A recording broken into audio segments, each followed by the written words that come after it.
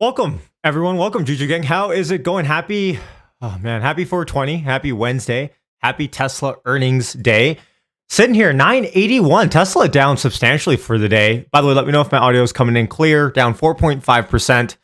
We got a mega stream on our ways. So, plan for today. I'm gonna be online for Power Hour, the hour and a half after market hours close. Earnings call, of course. And then from that, good sound, thank you, appreciate it. And then from that, we're going to be going into a Tesla earnings call. I'll be streaming that. And then we'll go through a brief recap as we usually do. By the way, so many familiar faces in the chat. Much love, everyone, tuning in. You guys could be anywhere, but you guys are here tuning in on the channel. So much love to you guys. Much love, Juju Gang. I've got, before you ask, okay, before you even ask, I've got the Juju on deck. I've got like five oranges cut. Not peeled, but just cut together. Hope you guys are bringing the citrus as well. Remember, citrus is good for you. Worst case scenario, you get some vitamin C. Best case scenario, it brings some luck. Who knows? By the way, speaking of citrus, maybe this is a pretty good segue by me. Updated the website. It's nicejuju.com. I've talked about nicejuju.com. Merch is officially live, but I've added in a few more items. Some simple stuff. If you don't want to rock hit that bid, but you just want that little juju, feel free to check it out. Link should be in the description. There's water bottles, blankets, simple shirts. I've even added the famous bucket hat, which is on the way to my house. I haven't tried it on yet, but I just kept it simple. Just put the juju on there. So much love to anyone that wants to support the channel and rock some merch. Much love to everyone that does. By the way, I should be wearing my Hit That Bid sweater, but it's a little bit dirty. I wore it this past week. All right, good segment or good interlude there. Okay, so let's talk Tesla. Let's talk. And by the way, let me know in the chat where you guys are tuning in from. City, state, country. I see the feedback. Okay, audio is good. Awesome. Yash, you're sitting on citrus. Yes, indeed. I am sitting on citrus. How's it going, mods? Mimi says, I love the hat. Awesome. Perfect. So 981 sitting on Tesla.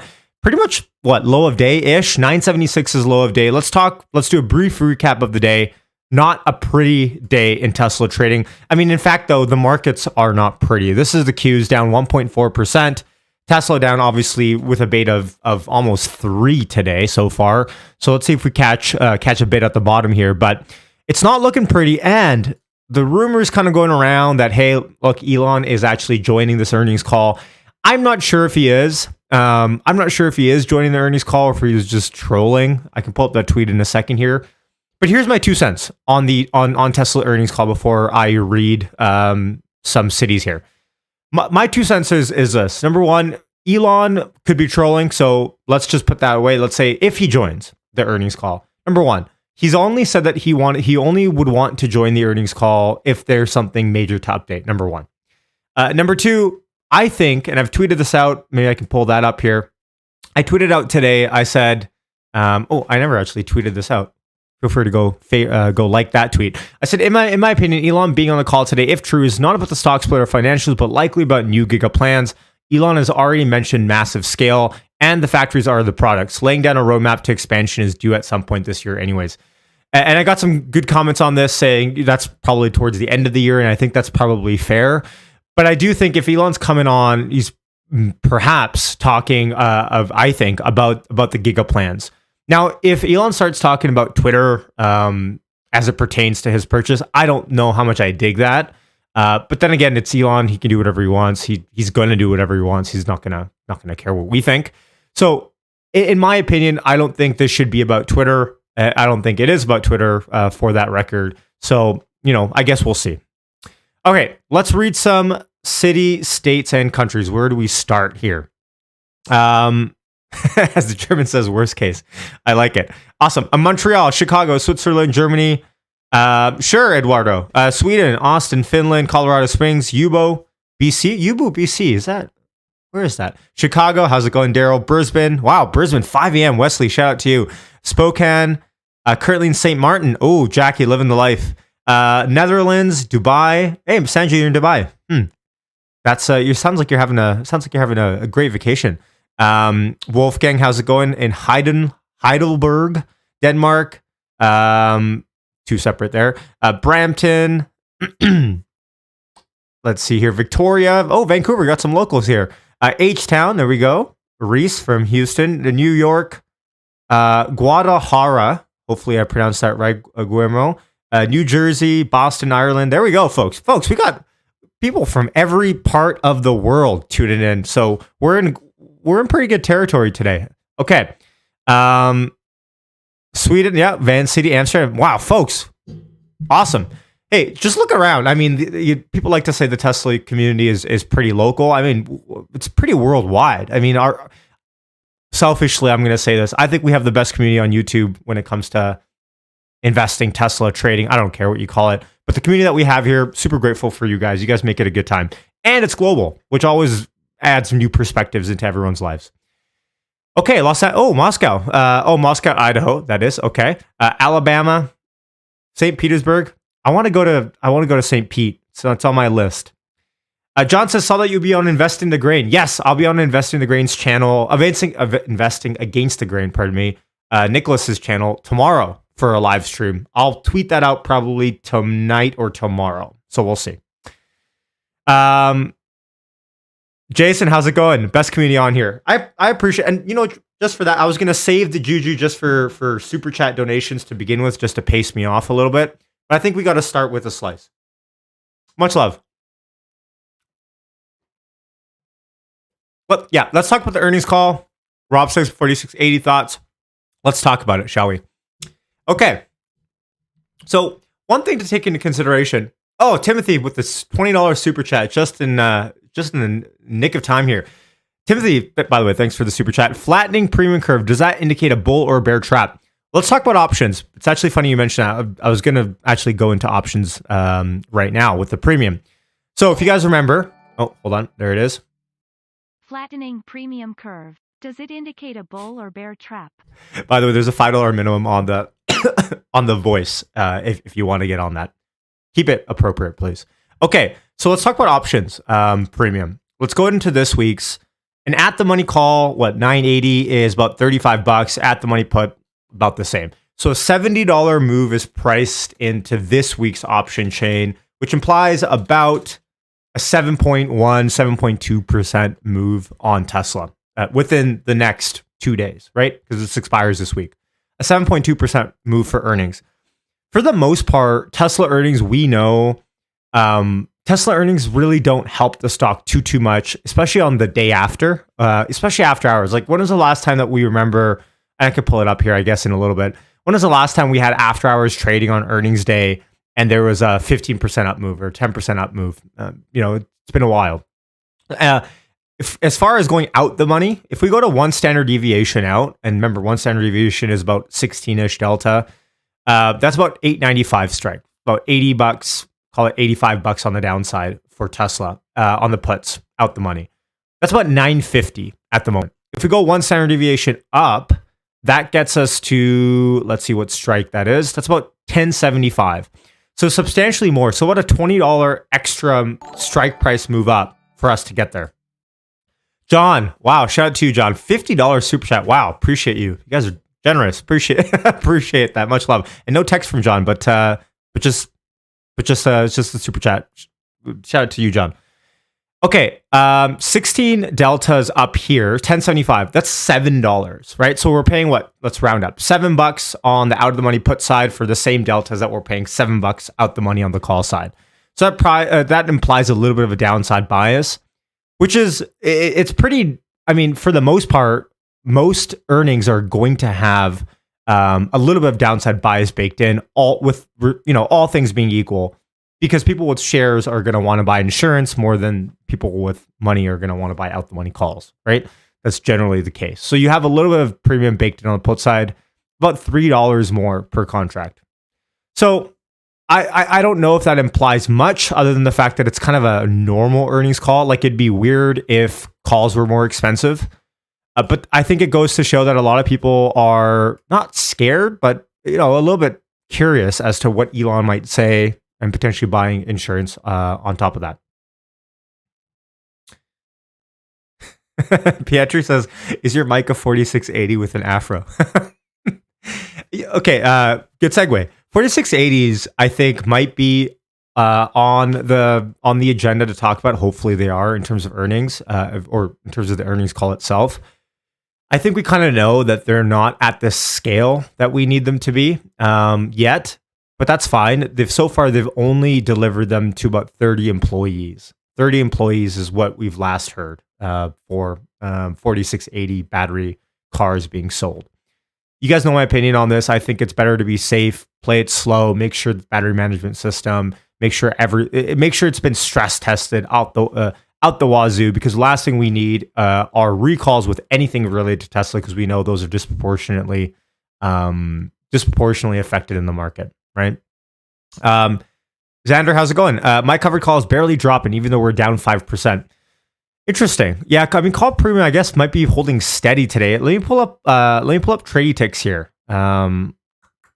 Let's pull up trade ticks and let's see how the options market is doing. By the way, affiliate link for trade ticks in the description if you want to check them out.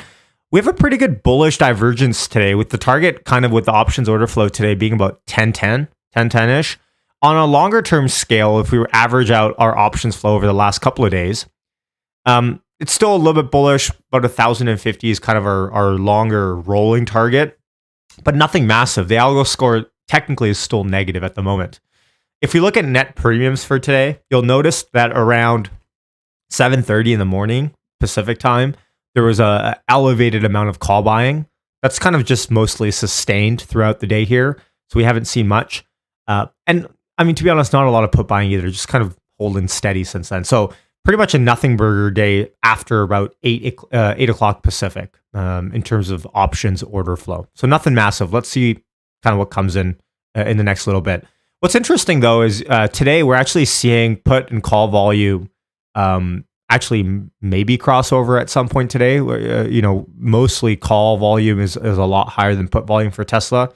But obviously on earnings day, you might get an influx of people buying insurance for their shares, technically. So that's something to keep in mind. And then if you look at the highest degree of call orders, 56 orders of 1050 calls.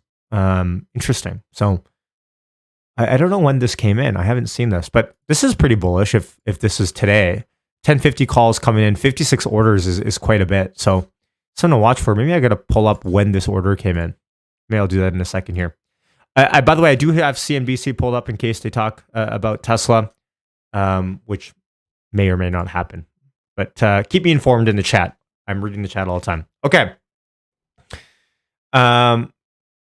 Thank you, John. John says, texted about investigating is great. Also want to say thank you for all the work here. I appreciate that, John. Very nice of you to say. Thank you. Yeah, I'm super excited to talk with Nicholas tomorrow. It should be fun. I kind of convinced him to live stream it instead of, well, I didn't really convince him. I just kind of threw it out there, but he took it upon himself to throw it out as a live stream. I think live streams are always more fun. Let me know feedback in the chat. I'm reading comments, but I just think there's something about live streams that just bring a degree of closeness that we can have as a community, rather than pre-record. And definitely, I mean, pre-recorded is still going to happen because it's not realistic, but live streams just bring that connection and that kind of vibe that we can just like talk in the chat, right? So Farzad says live streams are much more fun. Shout out to Farzad. Go check him out if you haven't already. Awesome Tesla channel as well. Live stream for sure, says John. Yeah, for sure. Customer says Tesla puts expiring this week are way overpriced relative to next week's. I believe someone is causing a reverse gamma squeeze. I'm not sure about the reverse gamma squeeze, but let me take a look at the pricing premium. So I said one standard deviation out on the put side was about 895. Let's just say 900 strike. 900 strike, and they're selling for about 1050. The 900s for next week's chain are selling for $18.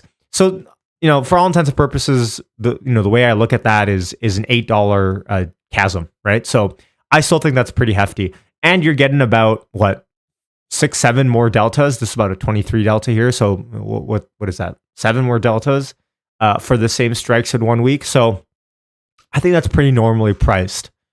I don't see any signals here of massive call or put volume, really. Just kind of a doldrum day. And mind you, we're at 17 million shares traded. Not a huge amount of shares traded for kind of earnings day. So,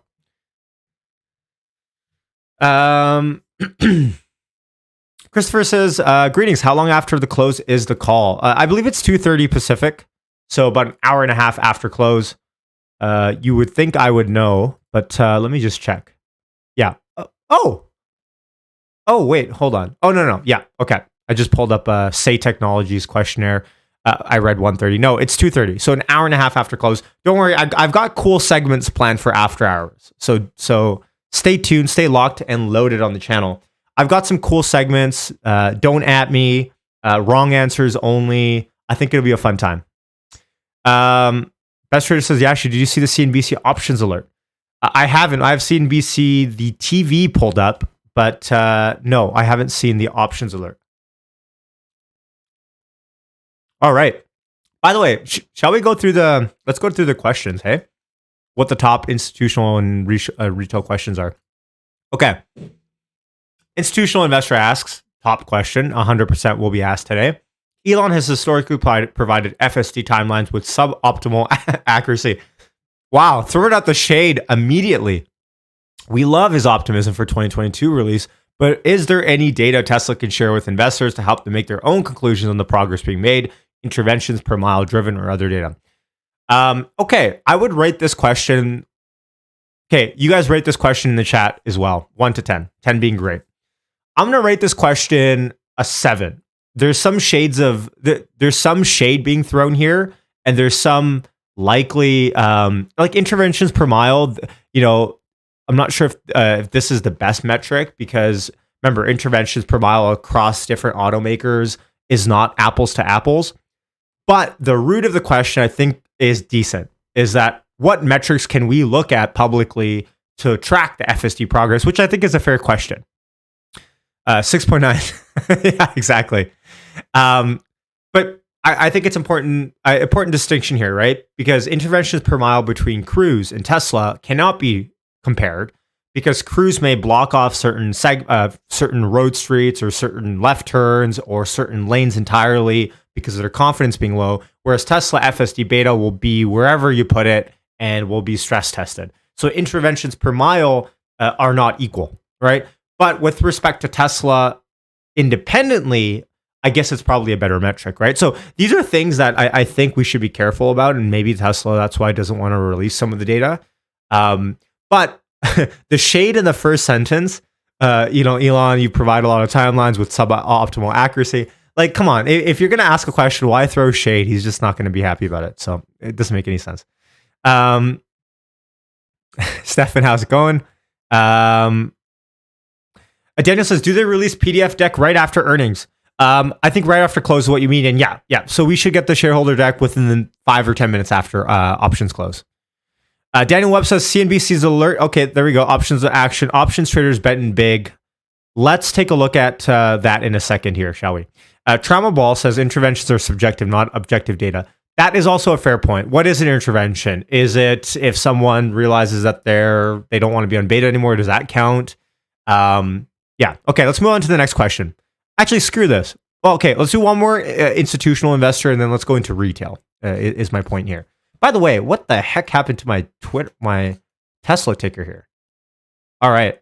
You guys know I put a lot of effort into the production quality here for sure. So shout out to you guys. Okay. That's just my style. I just kind of wing everything. Okay. Institutional investor asks number 2 question, which will be asked today. How much of an impact will the production shutdown in Shanghai have in Q2? What is a timeline for localizing Model 3 in Europe, or will newer models be prioritized in Berlin? Okay, rate this question, folks. 0 to 10. How much of a production impact is Shanghai going to have because of the shutdown? I'm going to rate this like a 4. I don't know how much insights we're going to get from that, personally. Don't let me bias your score. Okay, let's move on to retail questions, because I almost feel like they're better. By the way, I haven't looked at any of these. I probably should have voted, but I haven't. So, how are current 4680s performing versus expectations set during battery day in terms of expected range increase and cost per kilowatt hour? That's a good question. Will we get an answer? Probably not. There's no way that we're going to get an answer on this. But I guess full marks for trying. By the way, some of you guys like that last question. Okay. So now rate this question, 0 to 10. What do you guys think? I would say I would give it a 10 for effort, but a 0 chance for actually getting any factual information out of it. Does that make any sense? Does that average out to 5? I don't know. Chris says round numbers are rookie scores. I'm a rookie. Okay, so you guys like this question. Maybe it says 22. Wow. Okay. Oliver says 9.5. Need charging speed. Oh, that's a good one. Charging speed. I would love to know the charging speed stats. By the way, I was doing some math on my battery degradation a year and a bit into ownership. It's not, maybe I'm doing math wrong or something or maybe my kilowatt hour consumption efficiency is terrible. But I got to figure out a better way to do it, or a more scientific way to calculate battery degradation. I got to be doing something wrong. Okay, number 2 question. How does Tesla plan to secure raw materials required to scale to extreme size? Okay, rate this question in the chat as well. By the way, the last score, most people really like that last question, except Alonzo. He's giving him a 0. Okay, this question, how does Tesla plan to secure raw materials? Look, Tesla's been in the news. Tesla signed so many contracts. I don't know. Like Tesla's, like, what do you expect? To me, a good question is something that in the midst of answering, you might get little tidbits that you otherwise wouldn't have. Tesla's been in the news for so many contracts. They would just point us back into that, in my opinion. So I don't think this is going to be a huge detailed answer. I don't think we're going to get much out of here. And by the way, you know what? Marco, I'm not sure if Marco's here, but Marco in our Discord chat, hope you don't mind me saying that, Marco, posted, and this has got to be from somewhere, I'm not sure who it is, but I'd love to give credit, a little bingo sheet for our earnings stream today, which perhaps we can play today. Hopefully we can play. Let me just copy the link over. I'm not sure who made this. There's no watermark on it. I'd love to give credit, but someone posted this in our Discord. It's probably all over Twitter anyways, but a bingo for our earnings stream today. So I've mentioned a battery day, first order approximation, full self-driving subscription, corner cases, Adam Jonas curveball. This is a pretty fun bingo sheet. Okay, let's go back to Say Technologies. Okay, there you are, Marco. Okay. I'll post it after. Okay, another retail question asked at Cyber Rodeo. Elon mentioned a futuristic driverless robotaxi is on the roadmap. When can we expect more details on the product offering to be unveiled? Is this something people can own, or will this only be offered by Tesla as a service? Okay, decent question in my eyes. Will we get answers? No chance.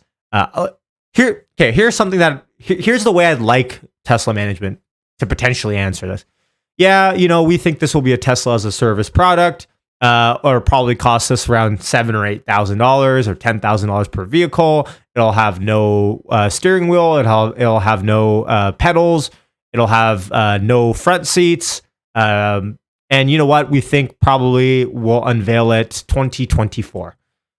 The answer we're going to actually get is, that's something that we expect to probably happen down the line. And as more details come out, we'll be happy to share them. Like, we're not going to get anything on this. What's the current run rate of 4680 cell production at Fremont and Giga Texas? What do you expect run rates to be at Fremont, Texas at the end of the year? Okay, that's a very pointed question. This would answer a lot of questions for our projections as to what Tesla could do. I would say this probably has a lot higher chance of being answered, in my opinion. You guys like that question, hey? Well, says, I think it's way too early to talk about the robotaxi stuff. Plus, no one will believe it anyways until Tesla finalizes FSD. I think that's fair, and I think that's probably what we'll go with. You guys like this question? Some 9, 7, 8.2, 10s. Phil likes a lot of the questions here. 8.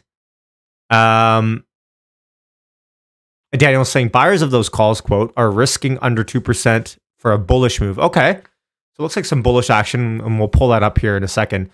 Yeah, I mean, this one is decent because if Drew Baglino or someone is on the call and they say, like, look, we did our first million awesome cells in 3 months, and we did our second million in 2 months, and we just did another million this month or something, that would give us some sort of exponential curve that we could track out. Seawolf says, decent question, but not for earnings call.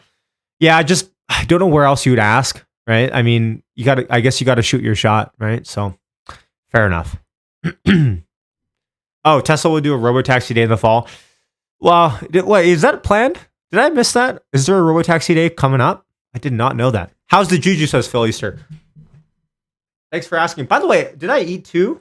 Yeah, no, I did eat 2 jujus for the 2 super chats.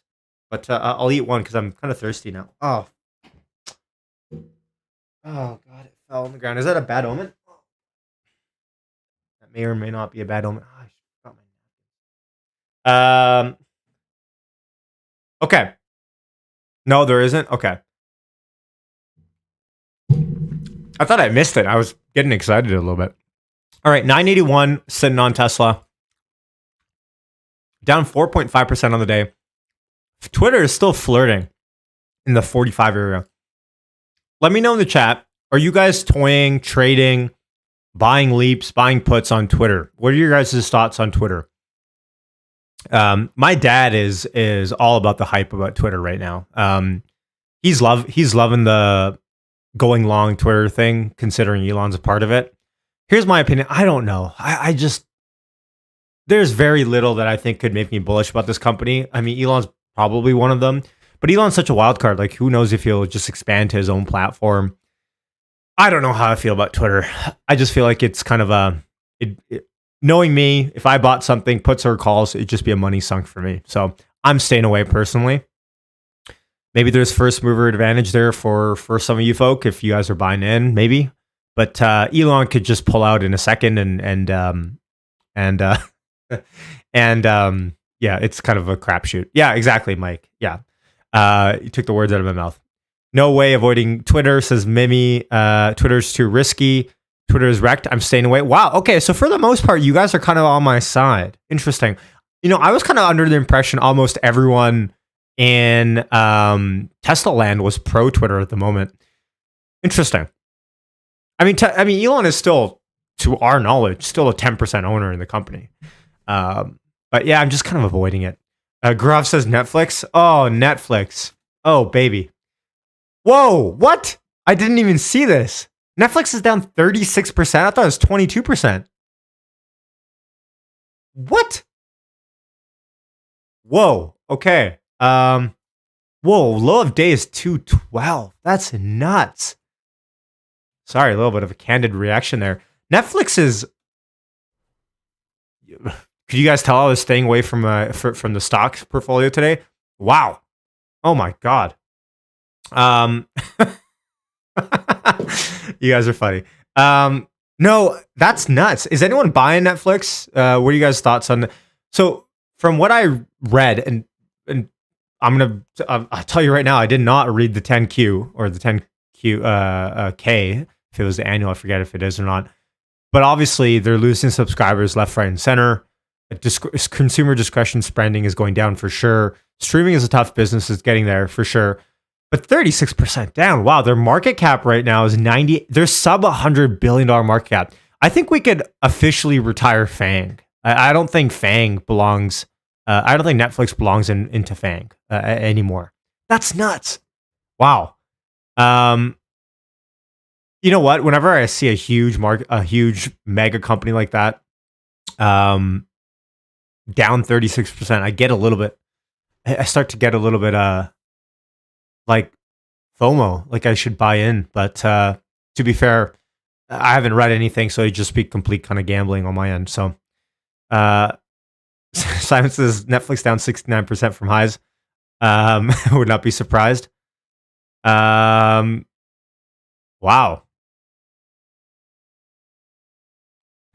Nice.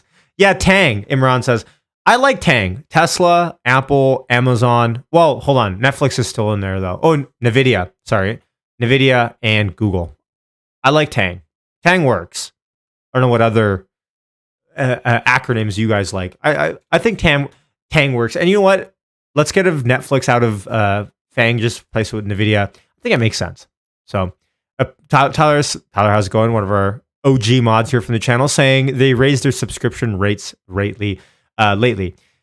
Yeah, they did. I mean, what, a couple bucks, right, or something. I mean, Amazon Prime raised their rates, and market loved that. So there's that. Facebook. How is Facebook? Um, wow, Facebook is down 7% on this news. Holy mackerel! Here's the thing with Facebook. Just mostly, I guess, business model speaking. I believe and I resonate with the ad model a lot more on Facebook. I get it. People are leaving Facebook in droves, and makes sense. But I still think Facebook will be around for a long time. And remember, they have Instagram, so they have Instagram as well. So, all right, 981 sitting on Tesla. Tesla should just buy Netflix. Maybe it says they lost subscribers because they pulled out of Russia and now they're punished. Is that part? I'm not sure how many subscribers they had in Russia. Interesting. Well, I mean, if that's the case, I mean, the whole market is going to feel that, right? Like, there's no Facebook anymore there. There's no Twitter. So, man, TikTok should go public. I'm just anecdotally speaking in the advertising game. I'm seeing mass media switch over, mass consumer business, small business advertising move over to TikTok. It's just nuts. TikTok is taking over Facebook. They're eating their lunch. Instagram as well. Twitter, don't even get me started on Twitter. TikTok, the ethical issues that I have with TikTok, I'll put that aside for a second. And just speaking business model wise, TikTok and their algorithm and the way that they essentially suck people in, and their ads, just capitalistic business model speaking wise, it's almost unbeatable right now. So Palantir, how is Palantir doing? Someone mentioned that in the comments. I own some Palantir. 1286. Okay. 1286. So it's just, I mean, Palantir is kind of the king of just moseying around, right? And that's one of the issues, short-term trading speaking, at least with Palantir, is that their float is so high, their effective float. So, I'd rather Disney than Netflix. Yeah, that's fair. Red Mercy says, wait, are TikTok ads really that good? I've always thought they're mediocre. TikTok ads are absolutely killing it for SMBs, e-commerce, small business. They're eating alive. Like the ROAS, the return on ad spend on Facebook or Instagram, is nowhere in comparison to what we're seeing. And generally, you're going to get that with a new ad platform, anyways. Ethics speaking aside with TikTok, I have my issues with TikTok. Their ads kill it, absolutely kill it. So here's the thing, though. Even if TikTok did go public, then you have the China risk, right? So, okay, I'm just checking our Discord here. Okay, we got some cool segments coming up here, but we got half an hour to close. I'm gonna pull up some options work just to cover our grounds there. Make sure there's nothing else happening. Oops, what happened there? Let's close this. X records. This is our our bingo and our tic-tac-toe. And we got some projections to walk through today as well. So let's see here. SoFi. I don't have any SoFi anymore. I did for a little bit. I know a lot of people in the Juju Gang on Discord. Actually, we have a dedicated channel just for SoFi. It's been a little bit quiet lately, but there's some SoFi believers in there. A lot of people really believe in the CEO at SoFi. That's what I've kind of realized. So, okay, options algo flow is still looking pretty decent on the day for Tesla. We have about half an hour to go here, so take that into consideration. I wanted to pull up a couple of. Let's walk into earnings per share estimates, shall we, for today's report. Matt Smith, Good Soil. Check him out on Twitter. Check him out on YouTube as well with Emmett Peppers. He's revised this EPS estimate. So he says, in case you missed our live stream yesterday, I've revised my Tesla EPS estimate significantly upwards after accounting for more pass-through of price increases. He's now at $2.97. $2.97. And I'm just gonna pull up earnings whisper here and just pull up what they have for Tesla. I think it's like 260, but I could be wrong. Hold up. So earnings whisper is 240. Consensus is 227.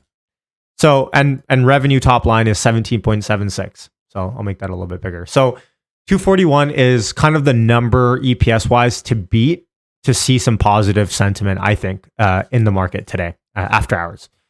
James Stevenson, awesome person to follow. I cannot underscore enough on Twitter. He posts his 69 tweet threads every quarter. He does an awesome job with it. I'm just going to pull it up for a hot second and see where he's at. He's at 264 gap EPS. And non-gap, I don't actually see non-gap. So, I mean, closer to 3 is probably what I'm guessing he's at non-gap wise. So it looks like analysts, at least Twitter analysts that have been proven to be a little bit more accurate in the past, throw your guess in the chat as well. We'll see if anyone comes close or hits the nail on the head. Okay. So Melt says Elon has been cocky lately. He usually is cocky when he knows Tesla will crush. Look, that's a fair tea leaf reading going on there. I think Elon wouldn't be on the call if, Elon knows a lot of people in the Tesla sphere, or in Tesla investor sphere, don't love him being on the call, because they think, okay, Elon, the way that he speaks throws off analysts, throws off the street, blah blah blah blah blah. By the way, no, this is not the Tesla closing price guess. This is a Tesla EPS guess. We'll do our closing price guess in 5 minutes. Don't worry. By the way, for what it's worth, here's the thing: if you have short-term options plays, then obviously you're a little bit worried with Elon being on the call. But at the same time, you got to remember, I mean, Elon is on the call for a reason. He's literally built the company. So I get both sides of it, but at the same time, I mean, if Elon's on the call, we can probably surmise that there's something big to announce. By the way, I mean, here's my kind of 4D conspiracy a little bit. I feel like Elon kind of wants the sentiment to be out around that he doesn't want to be involved in all the corporate minutia of running a company. I think he likes that. I think he likes the non-pressure, or actually kind of the pressure from the shareholder group to not be doing all these corporate meetings and all that sort of stuff. He said it publicly. He does not want to be CEO. If he could find a replacement, he would not be CEO. So, I mean, what does that tell you, right? So, so if he's on the call, yeah, I guess you could read it that way. I mean, we used to get leaked emails every end of quarter. We used to get emails going out to the Tesla employee base with some sort of news or something, right? So, Elon talks about the bot, and analysts don't care about the bot. That's fair. I don't think he's going to talk about the bot today. I could be wrong. Messi says it's all about the long term. Yeah, for sure. By the way, I'm drinking some iced coffee today. You're going to have to forgive me. I didn't have my caffeine fix for the day. And I knew the stream was going to go long, so I just whipped up some Greek-style frappe before the stream. If you're Greek, you know what I mean. It's a little bit dark, though. I didn't add enough oat milk. But, all right. Let's have another juju, shall we? Okay, so Redburst is talking about the tweet that he replied to today. Let's pull that up. So Elon replied today. Let me just go to my Twitter notifications. Okay, so this is the tweet that's got everyone going about Elon showing up. Okay, I found this exchange to be hilarious. So Squawk says on Twitter, "Will you be on the earnings call tonight, Elon?" And someone replies, Dr. Surf says, "Well, if he answers yes, you have previously stated that you would liquidate your position." He replies saying, "Yep." And Elon replies, like the troll he is, saying yes to that. So obviously you could read into this and saying he's in the call. You could also read into this that he's trolling to get this person to sell their shares. I mean, it's debatable. I don't know how to read into this, to be honest, but that's just Elon, right? So you can't really do anything about it. Okay, we're rallying a little bit here. 984. We have 18 minutes till close. In a couple of minutes, I'm going to ask for your Tesla closing price guess. Remember, not now, because the amount of people that are in the chat. By the way, if you're new here, hit subscribe. Let's try to hit. This might be pushing it. My goal is 20,000 subscribers. I don't think we're going to get there today. I guess we'll see. But we're at, what are we at? 18,967. So if you're new here, hit subscribe. I appreciate all the love. Okay. Oh, there we go. Okay. And by the way, if you hit subscribe and your settings are on, you should pop up on this screen as an alert. Okay. So let's consider this for a second. Tesla down 4.3% going into earnings. Tech is down substantially from Netflix. Could you argue that downside bias is baked into the stock for average earnings today? Now, if we don't meet the whisper number on EPS, remember last quarter, we actually came close. We still did pretty well. Tesla did pretty well. But with Elon's payroll tax, that really substantiated or I guess limited the kind of upside estimates that some people had. But if we consider that there's no one-time payroll there, thanks for subscribing there, Luke. And Castile, if there's no one-time payroll tax cut this quarter, which I don't think there should be, and Tesla, we know, beat deliveries barely this quarter than they did over last quarter. Is it possible that EPS hits threes, non-GAAP adjusted? I mean, the stock would really take, that would really be positive, I think, for the stock. But downside, are we kind of protected here, though, since we're already down 5% going into after hours here? T-Mex says, how many minutes after close are we going to get the PDF? I would say from the last stream and the ones before, probably 5 or 10 minutes after. Thanks for subscribing, y'all. Can't read everyone's name. Gatton, I missed the other one. You guys see it, though. Much love. Thank you.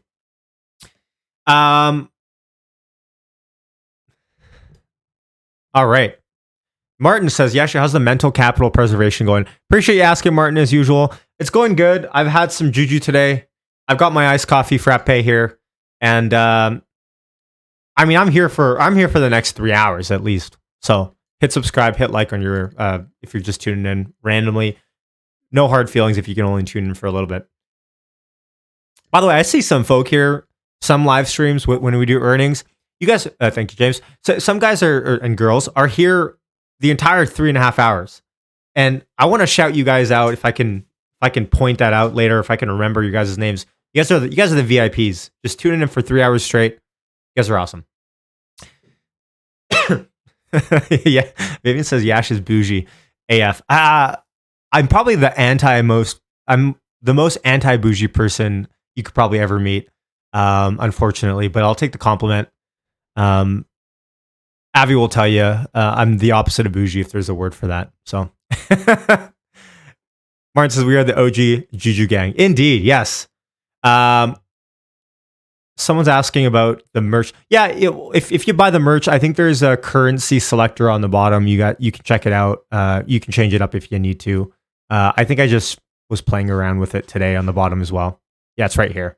So if you want to change it, feel free to. By the way, I think if you buy anything, it pops up as an alert on my screen as well. So I should be alerted. I don't know if I'll see your name though. Maybe I will. A Twitter rallying as well. Let's see here. 984 Tesla. All right, we got 15 minutes till close. This may be a little bit premature considering the amount of people that we have in the chat. So I hope I don't lose these chats. But throw in 1,071 people tuning in. Yes, indeed. Good stream indeed. Throw in your Tesla closing price guess for today.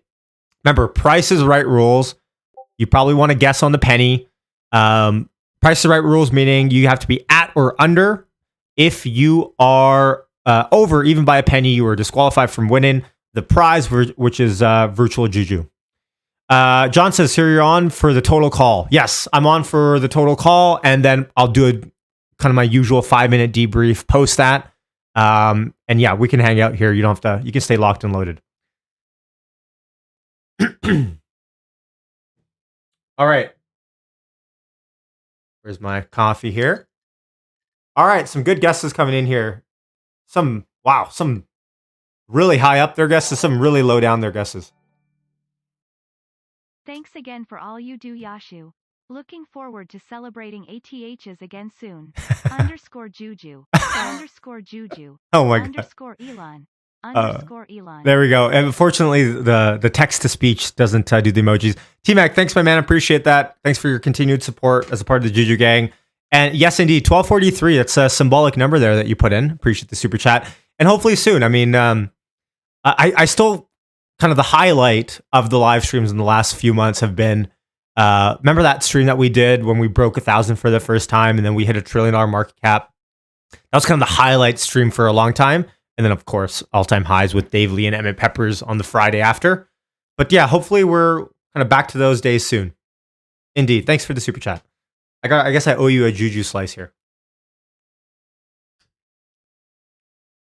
You know what? Juju and iced coffee, it's not terrible. I've done the whole hot coffee thing with oranges before, but that's a no-go. I mean, I'll still do it for you guys. But, you know, iced coffee and Juju, actually not terrible. Hopefully that's not blasphemous or something to someone. It's not terrible. I wouldn't say try it. I wouldn't say go out and try it. But if you're in a predicament like I am, where oranges are a must, and so is coffee, I think you can make it work. I think you can make it work. Yeah, unfortunately, that text to speech feature, there's no other way it has to go the whole semicolon thing. Yeah. By the way, if you're a YouTube channel member, which I know I see a lot of Patreon members in here in the chat, so there's no way I can pass along this feature. But if you're a YouTube channel member, you should be able to throw in a semicolon, and you get a couple emojis. I think Elon's one, the Hit That Bid logo, a Juju. You guys can throw that in if you're a channel member. It should pop up. If you are, you should have a Juju by your name anyways. All right, 984 is sitting on Tesla.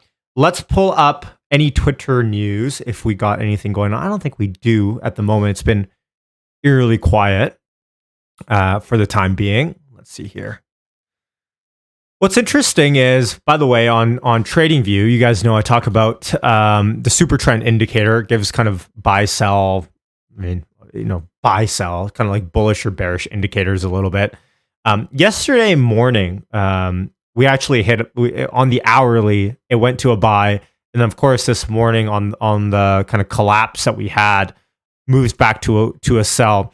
And it kind of seems like for us to break that trend, we probably have to break through 1,020-ish to go back to the bullish indicator on the super trend. That's on the hourly at least. And then on the 10-minute, still, it's been on a sell indicator all morning. So take that for what it's worth. Yeah, not sure. Okay. Let's see here what news elements we got going on. Dave Lee says, got some loud construction going on in my house at the moment, so we'll be skipping my live stream reaction to the shareholder meeting. We'll instead record a recorded version. Fair enough. Hey, I remember does anyone in the chat remember when that garbage truck used to pass by on the streams? There's another Elon Musk bingo card. I'm going to read this in a second. Anyone remember those garbage truck moments that I'd have? And apparently you guys could never hear it except me, but it was the loudest thing ever for me. Anyone remember that? Okay, so here, digital, Tyler says, I just typed that, my guess in the work chat. That's hilarious. Your work chat's like, what's happening? I see it. Yeah, a few guys. Yeah. Charles says, we never heard the garbage truck. You know what? That goes to show how awesome this mic has been in the channel's startup days, because I've tried putting on filtering where like even if like Abby was talking to me in the living room, it wouldn't pop up on the stream, and I spent like a full day trying to fix that. So fair enough, that's good. But trust me, it was really annoying. You know when someone's like yelling in your ear or something's really like distracting you and you're trying to talk? It's just tough. John says you remember that. Okay, what was I gonna do? Okay, we got 10 minutes left here to close. I was gonna read this bingo card. So someone made this. This is N Nafanalis. Sorry for the mispronunciation there. So a couple of things here. No clarity on Roadster, Giga Buffalo Crickets, a dad joke. Okay, that's a good one. No clarity on Semi. Hey, you know what? That's one that I do feel like we should probably get some clarity on. Texas. Where's an order of magnitude? I feel like that first principles. That's one in there. I kind of have an idea of a comic sketch I want to do on this channel, and it's just of watch. It's like the title of the video would be like watches Elon Musk once, and it'd be like all of his catchphrases of me pretending to like want and copy. So order of magnitude, first principles. I have it written down in a video note here. I have. It's like that guy, massive scale. It's like that guy. If you guys ever watched this guy on YouTube, I forgot his name, Sinbad or something. He does watches X person once, and it's like watches Joe Rogan once, watches Jordan Peterson once, and it's just sketches of him kind of poking fun. What else do I have here? Order of. What else do I have? First principles. I'm thinking of moving to Austin. Oh, this is the best. Oh, the best blank is no blank, right? That one. So I'd just be going around in this comic sketch going around and just like at Subway, ordering a sandwich. They ask for what veggies I want. The best veggies or no veggies. You know, mass production. That's a good one. Insanely yeah, if you understand this, that's a good one as well. 420 joke. Yep. Oh, you guys are funny. Okay, hey, we got 7 minutes left here till close. Building a prototype is easy. That's a good one as well. Hold on. You guys don't think I'm writing this down? I swear I'm gonna do this one day. I'm just gonna drop this video. It'll be so random. You guys will be like, what? But I'll slowly move into the comic sphere on YouTube.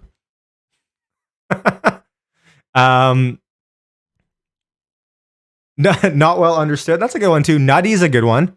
Yeah, actually, nutty is a good one. But the thing with nutty is I actually use that term a lot as well. Let's see here.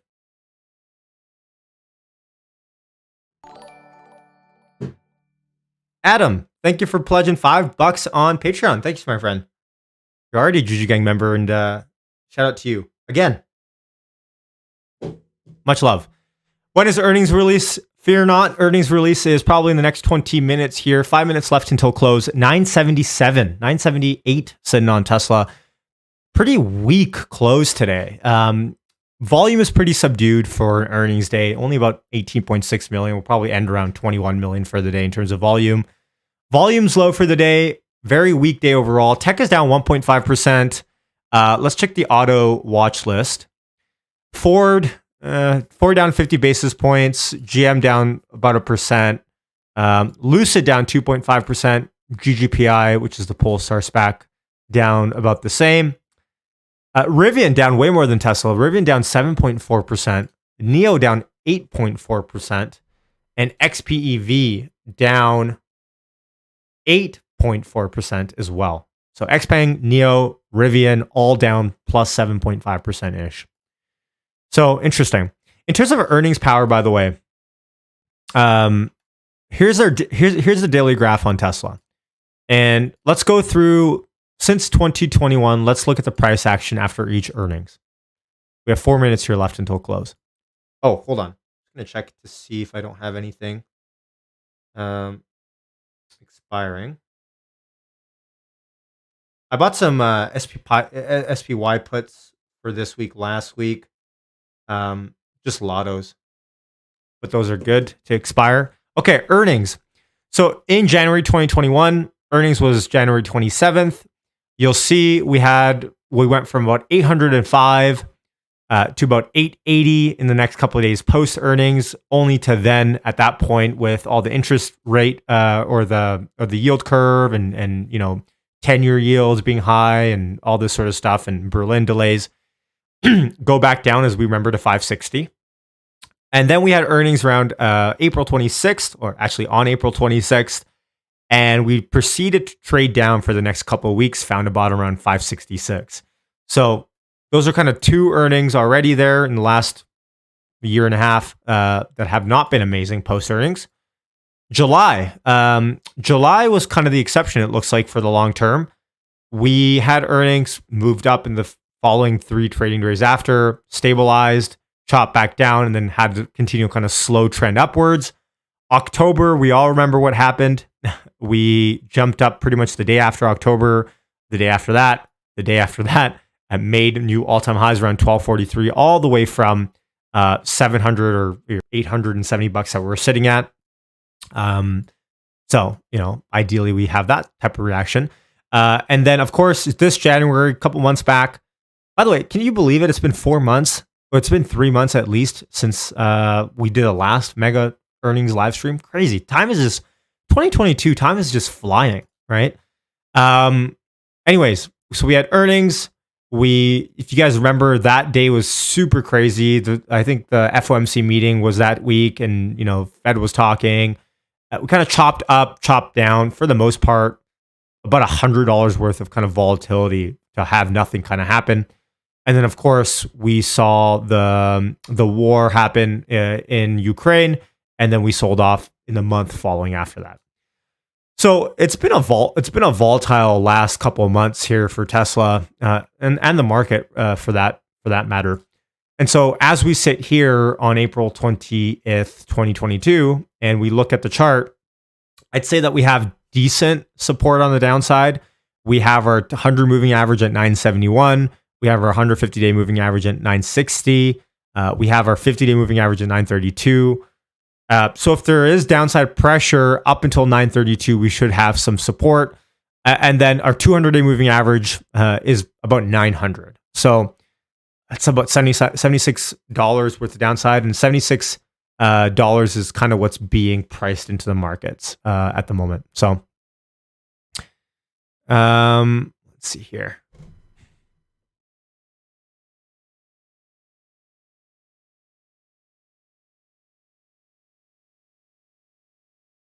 Low of 975, new low of day here. So we're closing at the lows. It seems like big money. It seems like big money is just kind of hedging or selling off into close, perhaps. Look, I mean, the way I look at it, a little bit of a pop here. The way I look at it is Elon knows what kind of reaction him being on the call would have with the street, and I think he's always 3 steps ahead of the market, anyways. So, I don't think he necessarily would come on unless there was something pretty awesome that he wanted to talk about. There we go. There's the closing bell for the day, April 20th, 2022. Tesla earnings day closed at 976.80. Let's go through the YouTube chat and let's see who got close here to this price prediction. Let me just pull this up here. Okay. 976, hopefully. Oh, hold on. I don't think anyone get. Oh, no, sorry. 977.20. 977.20. Okay, hold on. 977. I don't think. So no one guessed 977 at all. Hold on here. 1 second. Oh, did my chat just pop out? Hold on. Let's see here. By the way, much love everyone tuning in. 1,200 people. But the problem with 1,200 people sometimes is that the chat has been lost on me, and I can't find the really old chats. I can find up until Jeff Webb at 984, which actually, no, that's a pretty good amount of the guesses. All right, does anyone remember what they guessed? From what I see, no one guessed 977. No one guessed 976. Even 975. Wow. So I guess we were a bullish bunch. How about 974? I don't see anything guessed here near the low of day. Unfortunately, thanks for subscribing, y'all. Maybe we're just a bullish bunch. Did I didn't even guess. I wouldn't have guessed low of day anyways, I feel like. Oh, actually, hold on here. Who guessed this? This may be the one that we have to go with. The closest person I see, and this is Price is Right rule, so technically Victor Sanchez can't win, but he guessed 978. I just fail to find anyone that guessed lower than Victor. Next time, I said this last week. I'm gonna start having like a little online guessing site. Actually, no, Bob Dylan might win this thing. Bob Dylan guessed 973.42. All right, I think Bob Dylan might be winning this here. Thanks, Marco. Appreciate that. All these spam bots that come in. Yeah, Bob Dylan, 973. Okay. Scott says he had 977.20. Well, closing price is 977.20 on the dot. I guess we'll see. Harry says Dan Ives is coming on. I'm guessing you mean CNBC. I've got CNBC here. Don't worry, there's nothing here. Oh, hold on. Market, and we think that's about to come because there was a lot of pull forward effect that Netflix saw, that Facebook, they had other issues that we think is also going to happen to the rest of FANG MT, including Apple and Microsoft. And so I think this Tesla will really be important to see whether this trend continues and how investors react. I think, Dan Ives, can you hear me now? Hey, Dan. Can we hear you? That's more important. How are you feeling going into the print, which I said is going to happen any moment? Look, I mean, I feel it's really all about the numbers in terms of deliveries coming out of China. I mean, that's probably a 50 to 60,000 headwind for 2Q. I think numbers in terms of the quarter actually take a back seat. It's all about deliveries for 2Q. I think auto gross margins, as Phil talked about, that's key. I mean, call it 29, 30% being the bogey. And I think going in, there's a lot of fear in terms of these numbers, given especially what we're seeing coming out of China. You know, I noticed that right away the street estimates are 226 a share. Your estimates are significantly below that. You're at $1.86. Why so if your price target is at $1,400? Where's the disconnect? I know that. Yeah, I mean, look, in terms of the quarter, Scott, I think there's significant expenses here related to supply chain, especially coming out of China. You know, street's not factoring it in. We've been a bit more cautious in terms on the EPS side. Although, again, I continue to focus on the auto gross margins, but that's really the crux of it. I mean, I believe there could be some significant incremental expenses, could be one time, but because of what we're seeing coming out of the supply chain.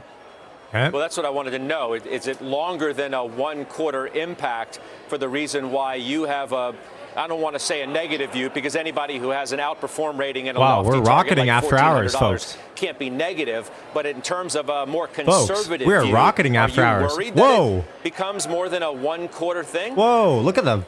Look at this. You on Tesla significantly going into second. I don't see anything. And of course, into next few years.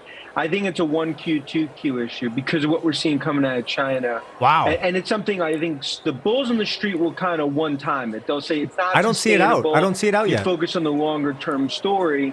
But I think this is something that will drag into 2Q. And I think in terms I see it now. I see it now. Zach and his must talk, I think the big focus is going to be what the expense profile. All right, Dan, sorry. I'm just going to pause this here for a second. Tesla 1Q EPS came at 286. Okay. Adjusted EPS at 322. Wow. 322 adjusted non-GAAP EPS.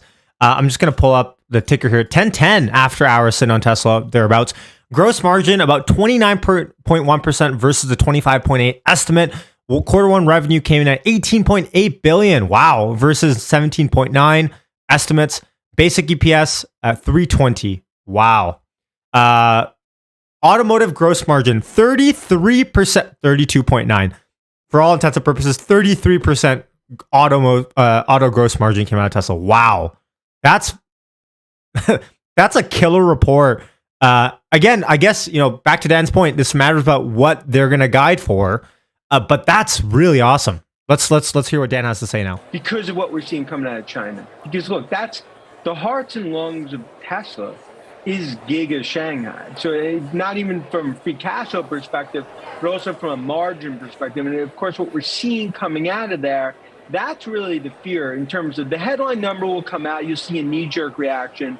The big focus is, do they change their delivery guidance for the year? Let's see. Given what we're seeing in China. All right, let's read the shareholder deck in a second. The expense structures going into 2Q and 3Q, that's really what's going to determine what the stock does over the next 24 hours. What about supply chain issues, the increased cost of nickel, and the impact that... All right, no, not now. We got to read this report. We got to read the report. Okay, the report is out. I've got the shareholders deck here. By the way, hit like, hit subscribe if you're new. And let's get into it. First quarter of 2022, Tesla says, was another record quarter for several measures: revenue, deliveries, operating profit, operating margin, over 19% operating margin. Wow. Our outstanding recourse debt has fallen below $100 million at the end of quarter one. Public interest in a sustainable future continues to rise, and we remain focused on growing as fast as possible. Our expansion of our production capacity is core to our business decision making. In the past 2 months, we've began deliveries of Model Y from Texas and Berlin. Negligible impact on quarter one gross profit, by the way, they say.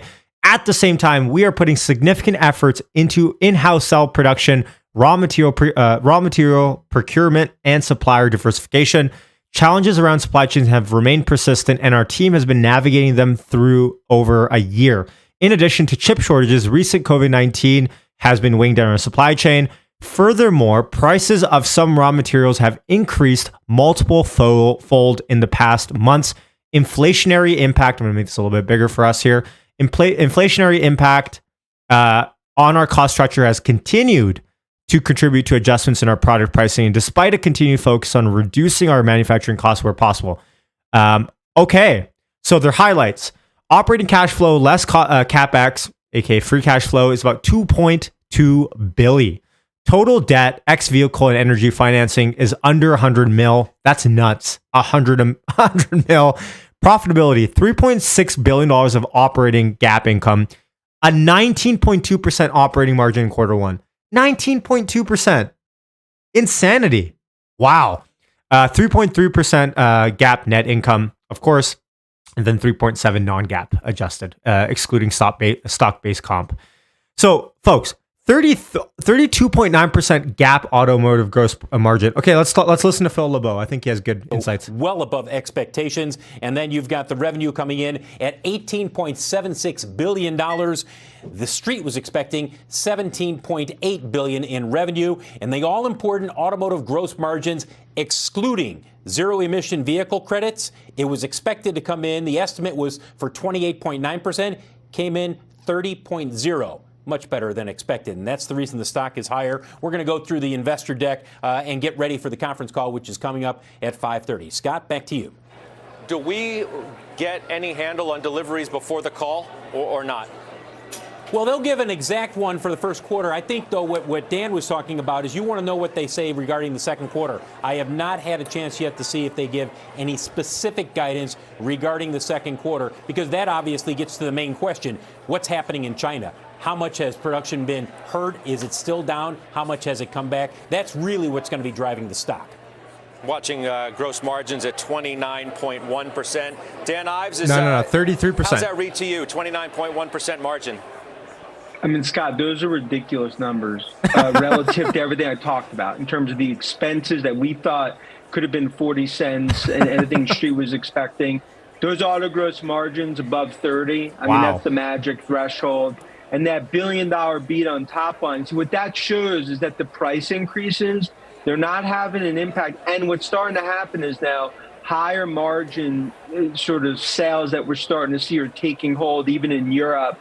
You put that together, and we'll see what they say on the call in terms of deliveries. I mean, relative to back against the wall in a quarter, I mean, these are almost Cinderella-type numbers relative to some of the fears going in. Dude, Cinderella-type numbers. Wow, this Phil, guy's amazing. I'm assuming I still have Phil LeBeau with me. The ability of Tesla to pass on these costs, to maintain these amazing margins, as Dan Ives has characterized them at, when you're paying more, the supply chain issues, obviously, you're having issues with the battery supplies, nickel and the like, and you're still able, Phil, to pass on the cost to maintain margins that are extraordinary.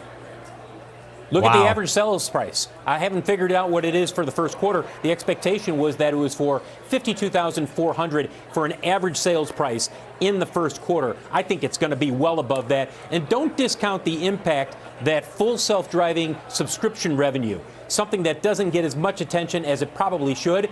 You start to see more people who are saying, I know I don't have a full self-driving car right now, but I want it when it comes along because I think it will come along at some point. Therefore, I'm going to buy into it. That's the kind of thing that is really helping them as they push the margins higher. But Phil, also, you mentioned the call. What's it, 5:30 Eastern time? You mentioned earlier today that Musk is going to be on the call. Yes. It's never a given. It's never a given. Does that give you any sort of insight into the importance of this particular quarter, the fact that you do expect him on the call? No. Only because, Scott, you never know what Elon's thinking. Look, he never does something without a plan in mind. Yeah. He knows that people are going to ask about Twitter, and yet he's going to be on the call, which means one of two things. One, I can put up with it for a while and I can focus on answering questions about Tesla. Or two, give me the platform because I want to hammer my message when it comes to Twitter. He knows he'll get that question. He's not just going to get one or two. He's going to get a lot of them because one of those questions is going to be how much are you willing to collateralize your holdings in Tesla in order to fund a purchase of Twitter. So I think that doesn't mean him being on the call, Scott, to answer your question, doesn't make this quarter any more important than others. I think it does speak to the mindset of Elon Musk, which is, people are going to be listening. You want the megaphone in terms of saying what your plan is in terms of the future, likely with Twitter. That's the time to talk. Wow. Yeah. $1,015. It's pretty much at the highs of the OT. That's a near $40 gain. I've got Degas Wright with me as well, joining because he is a shareholder. You have to be pleased with what you're witnessing right now, Degas. I'm definitely pleased. As we look at Tesla, we see Tesla as about a C, and so we're forecasting a market perform. But we like the numbers, and we expected a beat on these numbers based off the increasing earnings expectations. At the beginning of the quarter, it was about $1.60, and we see now that it blew out the earnings expectations there, up over 30%, where the expectations were at the Look at the after hours move. Same way with Look at the after hours move on the bottom left. about $16 billion. 1,028, up 5.5%. Dan indicated, and that was a beat of over $1 billion. So this is in line with what we had anticipated. And as Dan pointed out, is that the real question here is the Shanghai gigafactories. They closed down for about 3 weeks in April. So it's going to be a question, how will this impact Q2 earnings going forward? Yeah, you beat by basically a buck on earnings on the bottom line. You beat That's by basically crazy. $1 billion on top line sales. So it's an extraordinary quarter. Bryn Talkington, as I mentioned, is with us as well. Look, you own things like the ARC, right? The Innovation Fund. Tesla's front and center in that. Even though you don't own Tesla specifically, you had a lot riding on this, Bryn.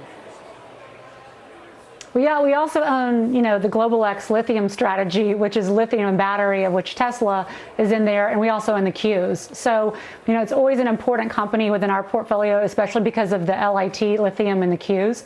I think what's interesting is that if you look at this year, energy cost will cost the average driver around $450 extra per year for a regular gas-powered engine.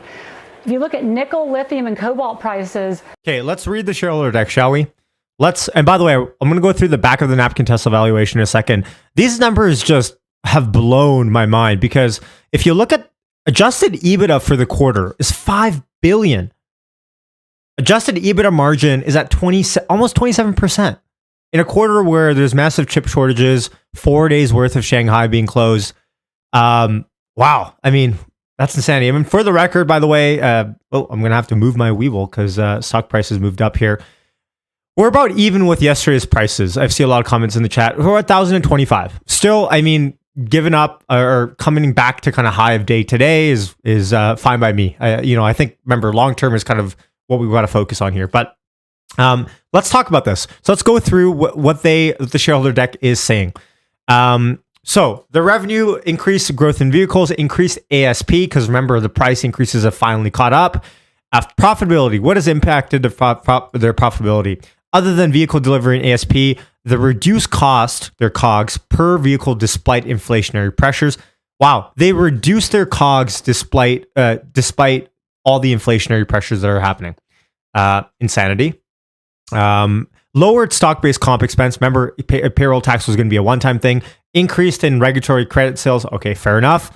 And then rising material costs, expedite costs have contributed negatively. Same with increase in operating expenses. Remember, we already know production. We already know total deliveries. Solar is kind of a nothing burger at the moment. Mobile service fleet continues to grow rapidly, up 35% year over year. Supercharger stations are up 38% year over year. Just in my area, I'm seeing a lot of solar or a lot of supercharger stations open up. Let's read about Shanghai and Texas. In April, we began Model Y deliveries in Austin. At our rodeo party, we delivered the first 4680s in-house made in cells, single-piece front cast, and structural battery packs. This is an important milestone for our capacity growth efforts. Later this year, we expect Texas will be able to produce Model Ys using both structural packs with 4680s as well as non-structural packs with 2170s. Wow, okay, looking good for production. Shanghai. While weekly productions rates were strong in quarter one, a spike in COVID in Shanghai resulted in temporary shutdown as well as parts of the supply chain. Although limited production has recently restarted, we continue to monitor the situation closely. Fair enough. Berlin update. Production in Berlin was stated in March 2022 using structural packs with 2170 for the start of production. Ultimately, using both structural packs with 4680s as well as non-structural packs with 2170s. So pretty good update, I would say there, out of Berlin. Autopilot FSD. FSD beta development has continued with 7 software updates in 2022. Our team has continued to work on reducing disengagements, particularly focusing on unpredicted left turns and the smoothness of the ride through reduction of the slowdown of events. Listen, I've actually experienced, I'm not sure if Autopilot stack is the same thing as the FSD beta stack, probably not. But I've experienced Autopilot. Autopilot's a lot more smoother in a lot of different areas now for me. So I'm seeing that firsthand. Hold on, what is this here? Okay. Vehicle software. We've added mobile app controls for climate, dog mode, bioweapon mode, blah, blah, blah. We've also added Disney Plus. We've improved charging time estimation. Fair enough. I don't think anyone really cares too much about that at the moment. Diversification of battery chemistries is critical for long-term capacity growth to better optimize our products for various use cases and expand our supplier base case. This is nearly why half of Tesla vehicles produced in quarter one were equipped with a LFP battery containing no nickel or cobalt. There you go. Everyone talks about Tesla this, Tesla that with nickel, and Tesla with this with cobalt and blood on their hands. There you go. Half of Tesla vehicles already were coming out with no cobalt. Wow. Currently, LFP batteries are used in most of our standard range vehicles, as well as commercial energy storage applications. As a result, our energy efficient motors, a Model 3 with LFP battery pack, can still achieve a 267-mile EPA. For all my Canadian friends, 267 miles is 429 kilometers. I didn't know that. Okay. Energy storage increased 90% year over year in quarter one to 846 megawatt hours, mainly driven by strong Powerwall deployments. Okay. Let's see here.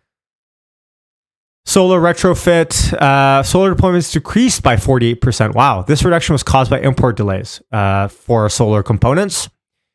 Services, our service margin, other gross margins were made close to break even, slightly down. Year-over-year improvement was driven by strong car sales as well as growth in merch. So all the merch that drop a comment if you guys bought any merch in the last year from Tesla. Apparently, you're helping them break even on that. So our insurance business, by the way, continues to expand with recent launches to Colorado, Oregon, and Virginia. If anyone has Tesla insurance, drop a comment. In these states, Tesla acts as the insurance carrier, which means that we are the underwriter and bear financial risk. That's fair. Volume outlook. Okay, we plan to grow our manufacturing capacity as quick as possible. Over a multi-year horizon, we expect to, again, 50% year-over-year growth. The rate of growth will depend on our equipment capacity, operational efficiency, and capacity and stability of the supply chain. Our own factories have been running below capacity for several quarters as supply chain became the limit. Folks, Tesla is literally saying, look, we're not doing that well considering we're like where we could be. That's nuts. Someone says that Paul says about an umbrella, cyber whistle. Okay, cash. We have sufficient liquidity. No kidding. While we can plan to continue innovations to reduce costs of manufacturing operations, over time, we expect our hardware-related profits to be accompanied with an acceleration of software-related profits. Folks, that's important. That's the next piece. This is the next leg of the Tesla story is the software profits. So nuts. Product. The pace of production ramps in Austin and Berlin will be influenced by the successful introduction of many new products and manufacturing technology in new locations and ongoing supply chain related challenges. Factory ramps take time. Austin and Berlin will be no different. Interesting. Will be no different than Shanghai. I mean, that'd be pretty welcoming news. While we are making progress on the industrialization of the Cybertruck, look at that, which is currently planned for Austin production subsequent to Model Y ramp. Okay, so maybe that's closer to the end of the year then. Here's some photos. Again, I think this is Berlin. Yep, Texas, Cyber Rodeo. I mean, they really spared no expense on this on these parties. So this is the Model 3 body structure, 171 pieces like before. This is the Austin-made structure, 2 pieces of metal. Of course, we know this is the Giga casting. Unreal. We know their delivery. Look at their free cash flow. Just nuts. They're trailing. It's just absolutely crazy. And look at their net income and adjusted EBITDA. That's a beautiful chart right there. That's a beautiful chart. Unreal. This is a great report. Anvar says, I don't understand anything about earnings. All good. Don't worry. I'm trying to translate this as much as I can with the limited knowledge that I have, of course. Okay, so adjusted EBITDA margin non-GAAP, 26.8%. Nuts. And the reason why I said that is because you guys remember I have a video on if you want to throw up your own back of the napkin Tesla valuation. I have a video on that. Let me know if you've watched it in the comments. What is EBITDA? That's earnings before depreciation, amortization. It's an acronym, right? Taxes. So it's essentially how much earnings has the business made exclusive of all these things like taxes and all these accounting things plus taxes, really. So what has the company really made? I have a video out on this. If you want to check it out later, go to my channel, just search up Tesla valuation, you'll find it. You can throw up your own kind of valuation metric into Tesla. But I mean, in that, I have an EBITDA margin about 20%. Tesla just hit a 26.8% EBITDA margin. Maybe this goes down in the next little bit here, but that really skyrockets expectations. I mean, if Tesla sells 4.8 million cars in 2025, average selling price around 55,000. Remember, these are my assumptions. You can throw in yours later. $70.7 billion worth of profit. 50 PE, because remember, if we want a peg of 1, EPS growth is 50%. Then a PE of 50 applies. If you want to throw in a smaller peg back to kind of put some executional risk on it, a 40 PE, that's still a $2.8 trillion market cap. That's about a $64 EPS with the current outstanding share count. And remember, our discount rate's about 9%. If we discount that market cap back, that's about $2 trillion, 1.1 billion shares outstanding. It's about $1,800 of value, if you want to value it this way.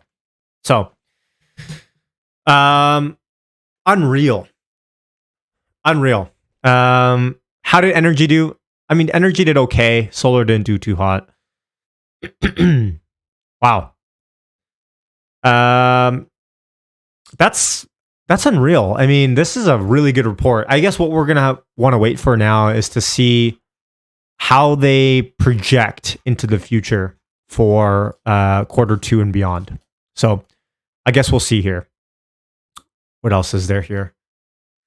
Someone asked in the comments how much debt does Tesla have? Their recourse debt is now under $100 billion. Gary Black with some notes, just revising non-GAAP EPS, saying kind of the same old things. Bears will point out that regulatory credits of $700 million were $379 million higher than consensus, about 30 cents a share. But even with excess regulatory credits, non-GAAP EPS 290 versus 230 street. Remember, Whisper was 247, right? So take that into consideration. Conference call. By the way, conference call coming up in an hour here. Tesla up 4.6% after hours. Tesla up, as we talk about, 3.5%. It's come down a little bit, but still. All right. 1,200 people watching. Throw in the comments, what's your general consensus on this earnings? Throw in your opinion in the comments. Let me read some out. I think it's great. I think despite the huge amount of headwinds, it's amazing to see Tesla outperform. I just can't wait in 2 years' time, hopefully when supply chains are fine. Like, what is Tesla doing at that point? Yeah. Nick says baller. That's a great way to put it. Awesome earnings, says Nitin. Emil says, I think we should go all-time highs. I hope so too. Paco says, thank you, Tesla teams. The US says earnings are okay. Okay. What was your expectations? Curious to know. Perfection, amazing. Vasil says, why are we not at all-time highs? Yeah, it's all about, I mean, I don't know. Remember, stocks don't track the company one-to-one. That's just kind of the best way to put it, I think. Fire personified above and beyond, says Vivian. Nice. There we go. Paul says, I'm hoping for terrible guidance so I can YOLO leap in. Nice. The trauma with just the juju. I like it. Elon just tweeted. All right. Good or bad? What did Elon tweet? What did Elon tweet? I don't see anything that Elon tweeted. That was an hour ago.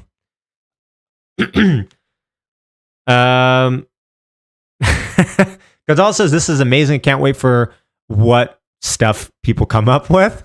He should not be named. The share, no matter what the share price does in the short term, the future is always brighter than ever. So yeah, that's the way I look at it. Is honestly that. I mean, Q2 might be hard as well. Q1 is pretty up there with one of the. I mean, other than Corona of 2020, one of the hardest quarters that Tesla might face in the next 10 years. I think, right?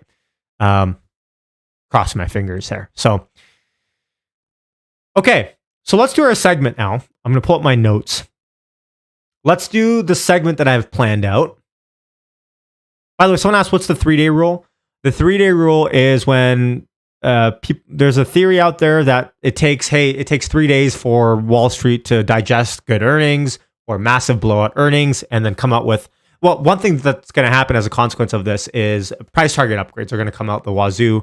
People are going to come out the woodwork and start increasing price targets based on these type of numbers. As long as there's no massive headline that comes out of the earnings call, I think. Which, by the way, I'll be live for. And thanks for hitting subscribe. I see a lot of people have come in, and it should pop up, I think, if you hit subscribe as well. So much love to everyone that has. Okay. Mr. George, thank you. Okay, so let's do our segment. Wrong answers only. Okay?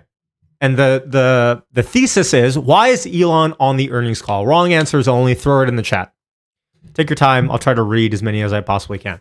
Wrong answers only. Why is Elon on this Q1 earnings call? And I'll zoom in here after hours so we can appreciate some of the green move. Yeah, CNBC is talking about Twitter. I don't know about Twitter. I really hope Twitter talk doesn't dominate or doesn't even come up, hopefully, during this earnings call. I'm not sure how you guys feel about it. Wrong answer is only, why is Elon in the earnings call? And where is it? Vile says, leaving Tesla for Twitter. Lauren says, to smoke a blunt since it's 420. We were joking on Discord saying Snoop Dogg's going to make an appearance on Tesla earnings call today.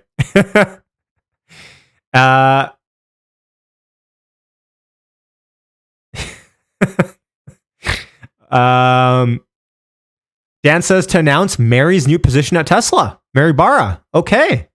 Wrong answers only indeed. Thanks for subscribing, y'all. I wonder if we can hit, I mean, I don't want to set expectations too high, but I wonder if we can hit 19,000 or 20,000 subscribers today. Might be reaching out there. We're almost at 19. Oh, we're over 19,000 subscribers. We're about 90 subscribers away from 20,000. Not sure if we can do it, but I appreciate all you guys. Okay, where's the chat? Okay, there it is. Wrong answers only. Why is Elon on this earnings call? Mimi says, wrong answers only. Elon is given a free charging cable to everyone who's pregnant. Yeah, we had the charging cable debacle over the weekend. I was pro leave the charging cable in. I still think it makes sense to leave it in. Got some backlash on that, but yeah. So he's on there to give everyone a charging cable. Let's see here. So many comments. I'm going through them slowly here. Tesla's coming out with their own line of ice cream. Okay. Tyler says to announce 100-to-1 stock split. I think that'd be a right answer. Although 100-to-1 is quite excessive. He's running for 2024 president. Okay. Some of these I can't read. You guys are funny. Elon's on the call to thank Mary Barra for starting the EV revolution. That's fair. This is subscribing. Ahmed, Michael, successful manager, like the names. Why is Elon on the on the earnings call? Wrong answers only because he's an alien, says Jeff. To accept Doge. John says because he wants to ask a question. You know, that's fair. What if Elon just turned the tables on us and he started asking us questions about Tesla? To bid for Microsoft. Okay. Thank you, Ryan. Appreciate it. To announce some new giga, says Gonzalo. Gonzalo, wrong answers only. For what it's worth, you already know. I think that's my answer to why I think he's on the call. But we'll see. Paco says wrong answer only because he has time on his hands. That's fair. What else does Elon really have to do anyways, right? No worries. To sell tacos.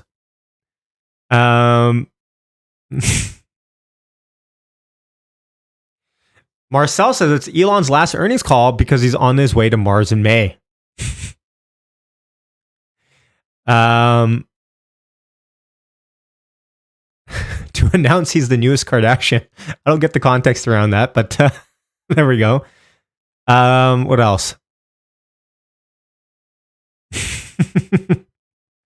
Frank says Elon's on the call because he's quitting and becoming an influencer. What's the next level after influencer? I'd probably say Elon's probably there already. Man, so many chats here.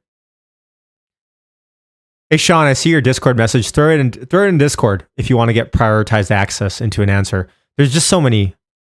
It's just hard for me to scroll. What else here? Why is Elon on this earnings call? Wrong answers only. Because Elon wants to start his own YouTube channel. Hey, Elon, if you're listening, give us a signal. Go retweet something right now or something. And join us for Power Hour if you want. All good, Sean. I always have Discord usually open here as I'm looking at the chat. It's just hard for me to follow everything. But yeah, if you're part of the Juju Gang, Discord members, I guess you can get prioritized access if you want to throw it in the chat, in the Tesla chat only channel. Jurgen says to take over a bid for Netflix. Imagine that. Tesla comes out with record deliveries, record earnings, $3.22 non-GAAP EPS, Twitter news, and then Elon turns the tables and says, I'm buying Netflix. I wouldn't be surprised. It's only $100 billion. This guy could probably have raised enough cash to buy that tomorrow. Fortunately for us, he'd probably have to sell Tesla. All right, good segment. Good segment. I liked it. Oh, I'll read this last one. Elon will announce he's Satoshi. There were some conspiracy theories around that and why Elon was late to the Bitcoin party because he was actually Satoshi Nakamoto. Guess we'll see. I really don't think so. Elon wasn't early enough for that. To tell Adam. Oh, Adam's really milking it. Adam knows what to do to get me to read this. Adam says Elon's on the call to tell everyone to sub to hit that bid. Adam, you're right. That's actually the right answer, unfortunately. So I appreciate it. Thanks for subbing, folks. Renzo, everyone that came in before. You guys rock. Okay. Whew. Good earnings report. By the way, here, let me just actually pull this up here in case you care. Here's a live count. 1929. This should move as people come through. So I appreciate you guys subscribing. I know it's going to be a long stream today. Earnings call starts in an hour's time. And so I'll be live for the earnings call. I won't be talking. I normally never like to talk during the earnings call. Just let it play out. You'll probably see my reactions as they go through. Oh, thanks for 3 people subscribing. And of course, towards the end of it, I will just do like a 5-minute recap of it. There'll probably be a lot of things to talk about as they come through. But hey, it's hard to really consider anything bad with the earnings report this week. It's all about expectations, right? It's all about expectations for sure. Thank you, Sung. Appreciate it. Yeah. Okay. So about my tweet, someone says you tweeted about expectations. Yeah, I tweeted. Here's what I tweeted. I said Tesla kills quarter one earnings, 19.2% operating margin in this environment, insanity. All eyes on projections and guidance for the year and beyond. And then I realized, for what it's worth, the best guidance is no guidance, so we get none. But you never know. And I guess 50% guidance is probably what we're gonna have. Brandon says the best I could do for Tesla is 3%. I mean, I think you're kind of nailing that right now. We're up 4% after hours. So all said and done, I guess we'll see what happens. Appreciate that, Sean. Thank you. Thanks to, I mean, I feel like I don't say it enough. Thanks to all Patreon members, channel members, supporters of the channel. You guys make this possible. And just want to take a second here. I know I say it towards the end of every video, but yeah, I can't say it enough. You guys rock. Thanks for the good vibes in there on Discord as well. I think we have the best Discord in the game. Just positive vibes all around. Everyone trying to educate themselves, get better, posting news, trying to analyze things. Just a positive environment.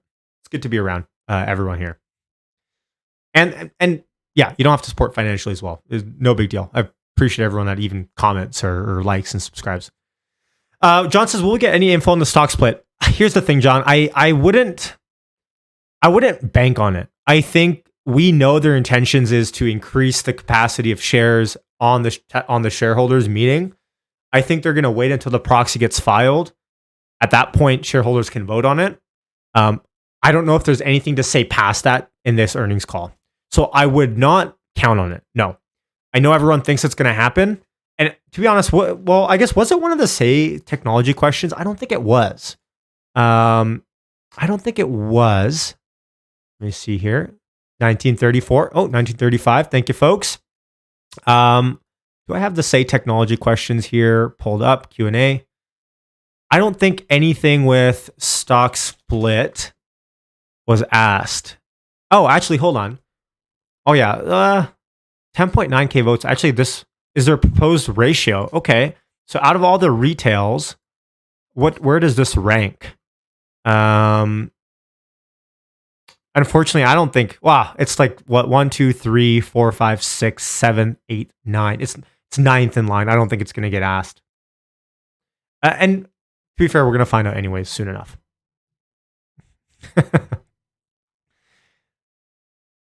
Thank you, folks. Appreciate it. Todd says Elon's not legally allowed to be president. That is true. He's born in South Africa, right? So, yes, that's true.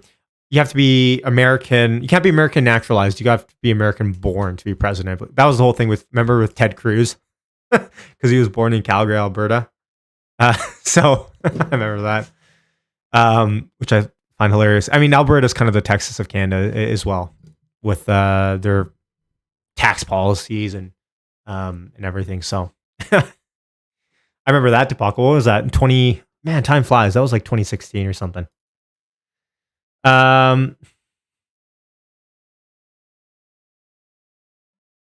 Let's see here. When do results come out? Well, I mean, results are already out. When does the earnings call happen? In about 45 minutes ish. So we'll see. How much do they have in cash? I can pull that up here. If you want to take a look at their balance sheet, here it is. Let's take a look. So current assets as of March 31st is 17.5 billion. Cash and cash equivalents about 500 billion. Short-term marketable securities about 2.3. Accounts receivable. Remember, this has FSD and all this sort of stuff in there. But cash on hand is essentially cash and cash equivalents and short-term marketable securities, I would say. And then I guess prepaid maybe even. So about 3-4 billion of cash equivalents I mean, there's a lot of accounts receivable. This is a lot of it, probably FSD. So, I don't think they, for what it's worth. Oh no, hold on. Cash and here. I don't know what I'm doing. Hold on. Maybe I list. What line item did I miss? Oh, sorry. This. Oh, I was misreading it. 17. Yeah. Okay. I was like, that's quite low. 17.5 billion in cash, 500 in marketable securities. So about 18 billion cash or cash equivalents. What's I doing? It's a long stream. It's a long stream. Darlin says, watch what you say about Alberta. I love Alberta. Anyone that knows me knows that I like Alberta. Let's see here. Why was their energy profit so bad, says Austin? I think a lot of it has to do with headwinds, but also I don't know if energy is really a big focus. Hold on. Tesla just filed an 8K. I just got an alert that Tesla filed an 8K. Is that what is this? Let's pull up an 8K here. Maybe we break some news here. Hold on, let's see. Common stock. Tesla's released it's just an 8K saying that they released their earnings. Okay, whatever. No big deal. Do they legally have to release an 8K for their 10Q? Interesting. I guess they probably always do that, right? So many filings, right? So after hours movement, if you're curious, we're up 4.5% again. 1,022 sitting on Tesla. You might say, look, who cares? We were at 1,035 yesterday. To which I say, that's true. But at least we're not where we were in terms of where we closed at today, 980. The question is really what's said during this earnings call. I think it's going to be quite telling, because this is the first earnings call with 4680s. By the way, I mean, listen, I don't think they delivered very many cars with 4680s, but if Tesla's already at a 27%-ish EBITDA margin without 4680s, without gigacastings on mass scale, I'm just getting excited. Like we're talking like tech-like margins for Tesla coming up. Tech-like margins. So, Josh, I don't know about that. I don't know if you want the stock to collapse. Yeah, Jessie makes a good point. Says that's like after paying off all of their debt. Yeah, they paid a lot of debt off and they still have that much in cash. Absolutely. I mean, that's kind of the thing. Is Tesla is coming to a point where their free cash flow is massive. They're printing money almost. At the end of this year, it's going to be like truly huge scale. So the question is really, what do they do with the cash? We know Giga Texas, Giga Berlin costs $5 to $10 billion. Like, and they can get financing for that. Like, I forget who said this, but back when I went to San Fran in 2013, I went to a startup meeting and a VC said this. I forget what VC named this. It was just a low key guy, and he said if you're an early stage startup and you go into an investor meeting asking for advice, you're going to get money. If you go in asking for money, you're going to get advice. Tesla's at this point where they could ask nothing of anyone. People are begging to give them money for their debt. The fact that they're still junk debt, that their credit rating is still junk, is laughable. And so that brings me actually to my next point of thought where, okay, when does the credit rating upgrade happen? Their investment grade credit upgrade. For what it's worth, I have a video out on this as well. Again, shameless plug, I guess. Go check out that video I have. It's about an 8-minute video. I read the S&P and the Global's report on credit rating and their specifications for recategorizing their own investment grade credit rating for Tesla. And for what it's worth, the conclusion I come to at the end of that video, if you want to check it out, it's on my channel, is July. I think July, maybe first week of July, I think is when we get there. I know it's not this quarter because here's my thought process. In that, I'll just give you kind of a teaser. They say in that report that they want to see Berlin and Austin online before and their margins before they increase it to investment grade. And so if that's true, and I see someone saying Matt Smith is saying that he expects it now, okay, I guess we'll find out. I mean, I'll be happily wrong on this, but I think from what they say is they want to see Berlin and Austin online and their margins not collapse with them online. I'm not sure if that's the case in quarter one. Of course, quarter two makes sense, and we're not going to get quarter two report until July. So that's what I think. You guys are saying Matt Smith is saying it, Gary Black as well. I guess we'll find out. I mean, you guys know what where I sit on this opinion. I guess we'll find out. Here's the thing: if it happens this quarter, if this happens in the next couple of weeks, I'm happy. I'm pleasantly surprised. It's not like I'm betting on this happening in July or anything. That's just what I'm surmising. And watch that video, read it with me, and if you disagree, leave me a comment in that video. I mean, they could easily change their mind and change their criteria as well. Thanks for subscribing, Steven. What time is the call? Call's coming up in about 30, 45 minutes here. So we'll see. We'll see.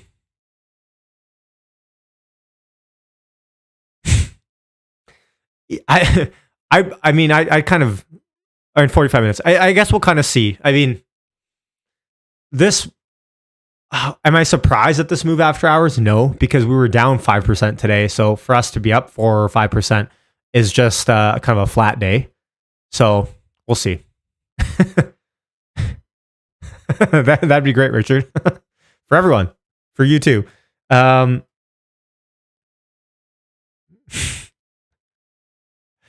Oh, you guys are funny on Discord. Okay, awesome.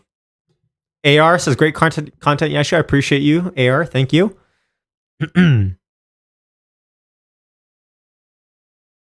Sharif says hi from Ukraine. Haven't been with you guys for 55 days. Sharif, sending you good vibes. Hope everything is safe. Happy that you're here commenting and enjoying what you can here with us. But hope everything's well. Whereabouts in Ukraine are you? Well, I guess maybe if you don't want to say, that's fine as well.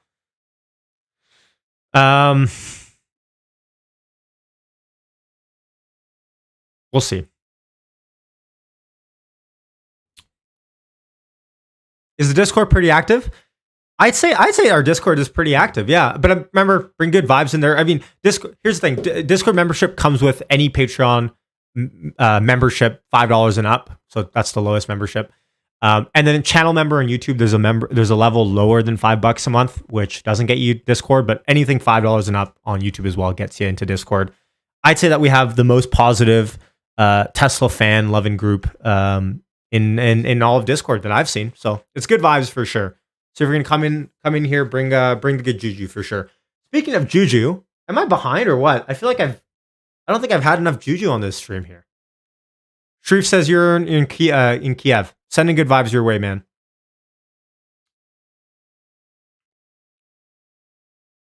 I'm glad you have found time to be able to join us and hopefully disconnect from everything that's going on, even for a minute or two. So, wishing you safe for you and your family.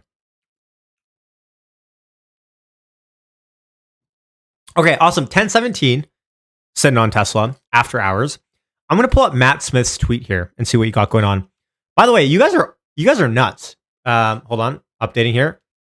1950. We're 50 subscribers. Hold on, we're 50 subscribers away from 19.1. You guys are nuts. I love it. Much love, everyone. Thank you. 19.1. So 20 is definitely a stretch, but I appreciate everyone subscribing nonetheless. Okay. Let me take a look at Matt Smith and his tweets here. Matt says Tesla had lower operating expenses in quarter one than Rivian posted in quarter four. Wow. What an observation. Despite Sorry. Oh. Despite 375 times higher revenue. Absolutely ridiculous. Revenues, $18.8 billion for Tesla.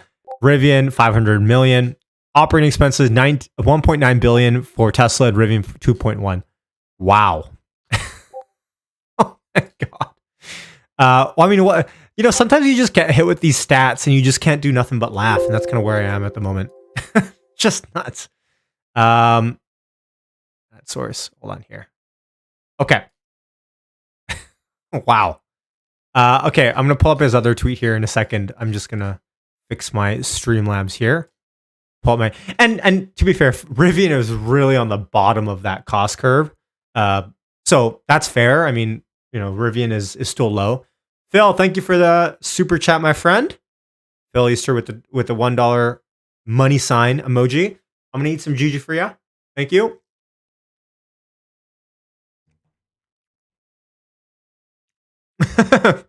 What did Farzad post? Okay, let's see. Matt says Tesla repaid almost all of their outstanding recoursing debt. There we go. Thanks again, Phil. Recoursing debt in Q1 and financed 2 new factories, and their cash balance held steady at $18 billion. Hilarious that S&P still rates their debt as non-investment grade. Absolutely. Same with Moody's. Credit rating upgrade. Matt Smith says, inbound, Tesla has $88 million of debt. $88 million of debt. That's nuts. Excluding vehicle and solar-backed debt. And $18 billion of cash on hand. Good job, rating agencies. This is the thing with rating agencies. They're very behind. And they have their protocols in place and they kind of stick to them. That's nuts.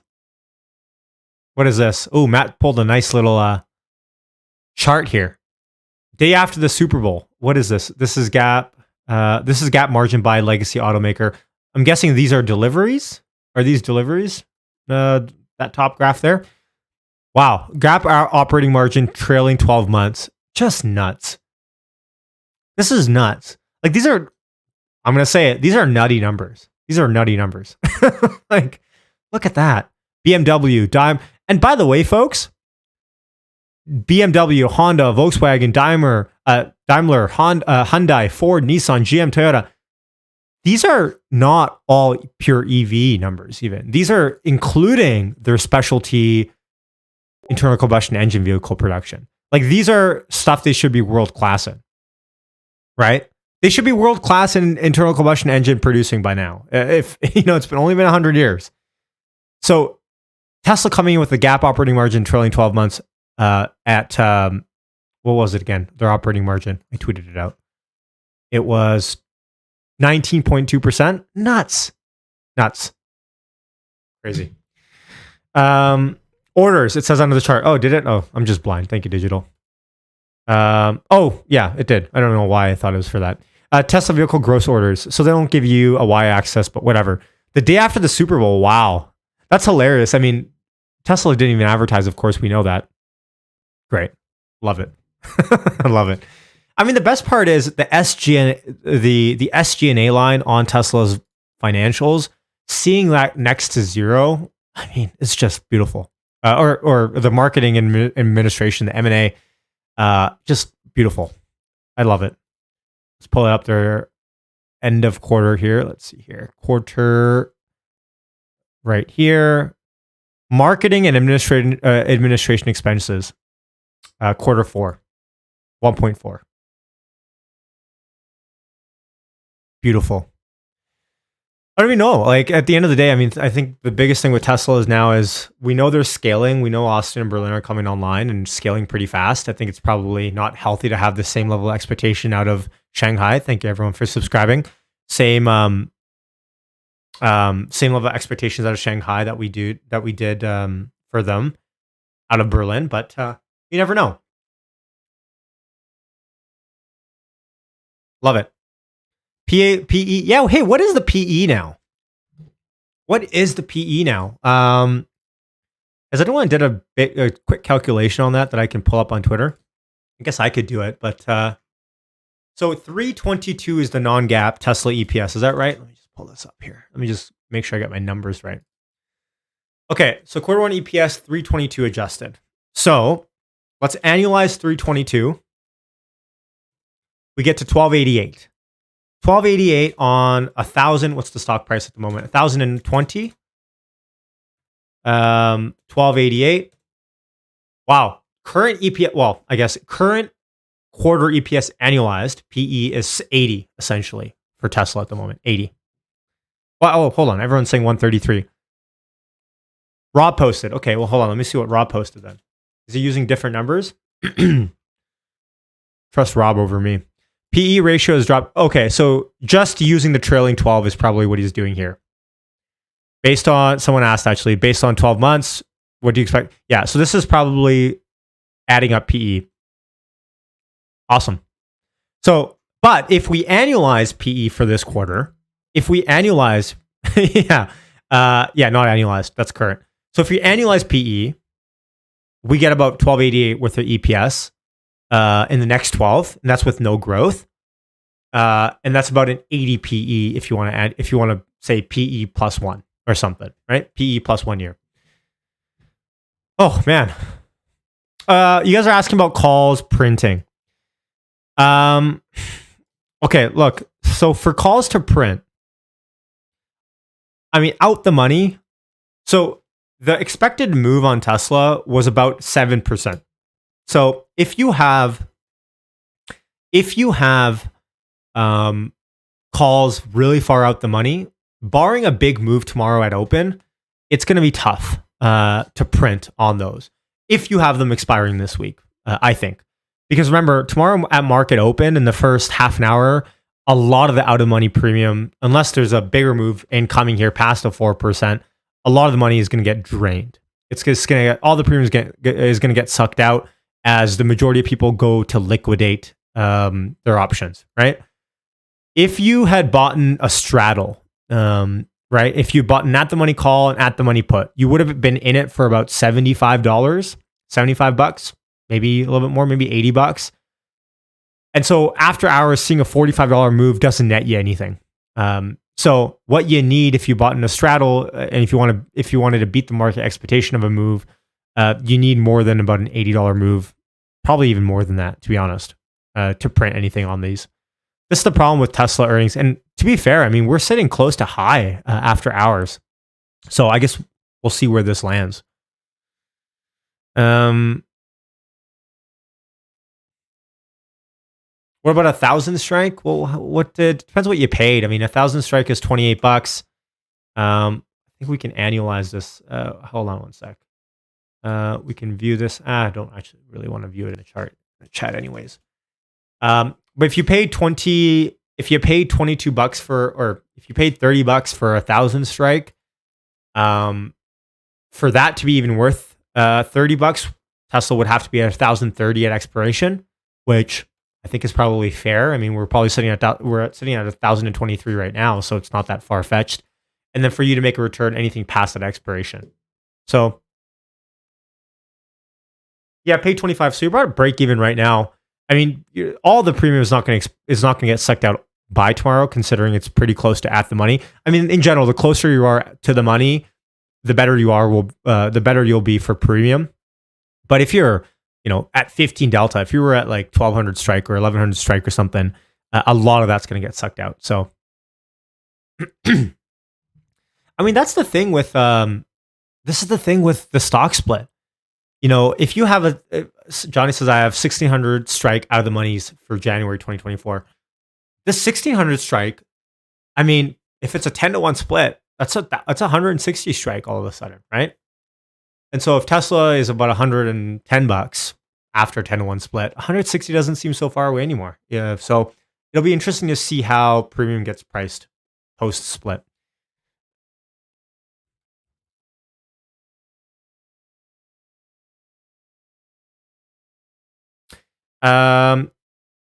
Dan says, check out James Stevenson's tweet. Okay, I shall. By the way, go tweet. I've already tried getting James on the channel, or at least I've tweeted at him saying that the invite's open. If you guys want him on the channel, I'd love to have him on. Maybe the Juju gang can do some tweeting or something to get him on. He doesn't have DMs open, so he doesn't follow me, so I can't really message him.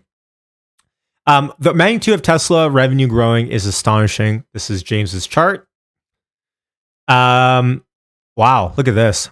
Quarter one revenue essentially is almost as much as quarter 1 and 2 last fiscal year. That's pretty crazy. That's pretty nuts. No, CNBC is not talking about Tesla right now. That's pretty nuts. Live link. Interesting. What is this? Flourish.studio. What is that? Okay, you can just highlight it. That's pretty cool. I've never seen Flourish before. That's pretty nuts. 18.76 billion. Leo, thank you for the $5 donation. Thank you, my friend. Appreciate that. Rahul says, how often do you go live? This is amazing. Well, I appreciate that. How often what would you guys say? How often do I go live on this channel? I'll let you guys answer. By the way, Tesla earnings, I'm always live anyways. Like every earnings. I'll let you guys answer. On average, how many times a week do you think I go live? I'll let them out. I feel like when I answer, I'm always a little bit more optimistic. So I'll let everyone else say. Phil says once. Someone says twice. I would say 1.5 is about average too. Oh, Mr. Makajo is giving me some credit. I appreciate that. 2 to 4 times. I really want to go live more often. And to be fair, I've been doing more iPhone live streams. I got a new phone, so I've been streaming kind of everywhere. So, hit subscribe and hit the notification bell. It's not like a marketing scheme I have to get you to hit the notification bell. It's quite literally that I don't know when I'm going to go live because I'm on the go. And when I'm on the go, it's just sometimes I feel like I have to prepare and I have to like promote it on Twitter and on Discord and let everyone know. And then sometimes I'm like, screw it. I'm just going to go live Bill O'Reilly style. So, 1.6 maybe. I think that's about right. 1.6 per week. Yeah, maybe twice, but yeah. But Friday, by the way, I didn't even mention, Friday is like a must. A Friday Power Hour, I'm always live for Tesla Power Hour every Friday. I don't think I've missed a Friday in quite some time. So it's always the last trading hour of the week. Thank you, Barry. Appreciate that. Thanks, everyone, for the compliments. Not fishing for them, I promise, but I appreciate it. Thank you.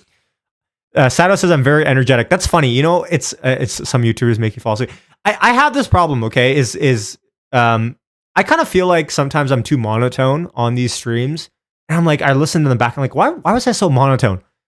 And like, I appreciate that comment because I'm trying to work on being less monotone. I'm not generally a monotone person, but when you're talking for 3 hours straight, you can kind of get that way. I mean, it's just tough, right? Because I have to manage chat, got to manage all my tech stack.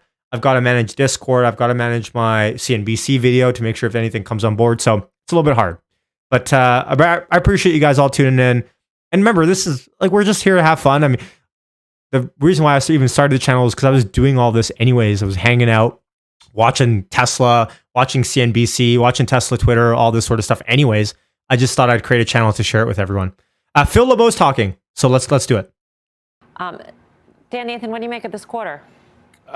Phil just said it's surging in the aftermarket. It's up 4%. It was down 5% today. The stock is $1 trillion market cap that has been up 30% from its lows just a month ago. Do the math on that. Guy can do it. It's $300 billion in market cap. So if we're talking about what the expectations were and they handily beat them in a market that's actually punishing, we're going to talk about Netflix, companies that are disappointing, I'd say that's fantastic. I'm not really that excited about the fact that the stock's up 4%. I would just tell you this, that the theme of the market over the last, let's call it, year and a quarter now is stocks that are divorced, right, from like reasonable fundamentals will correct, and they will overcorrect to the other side. And so the fact of the matter is this stock, $1 trillion moving around the way it has over the last few months, is not particularly healthy to me when everything is firing on all cylinders. Can you imagine what will happen if there's any bumps in the road?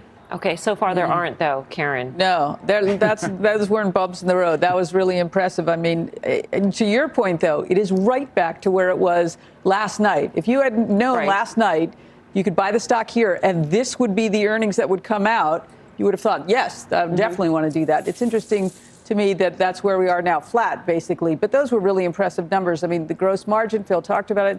That was really impressive. You and I were talking before the show started.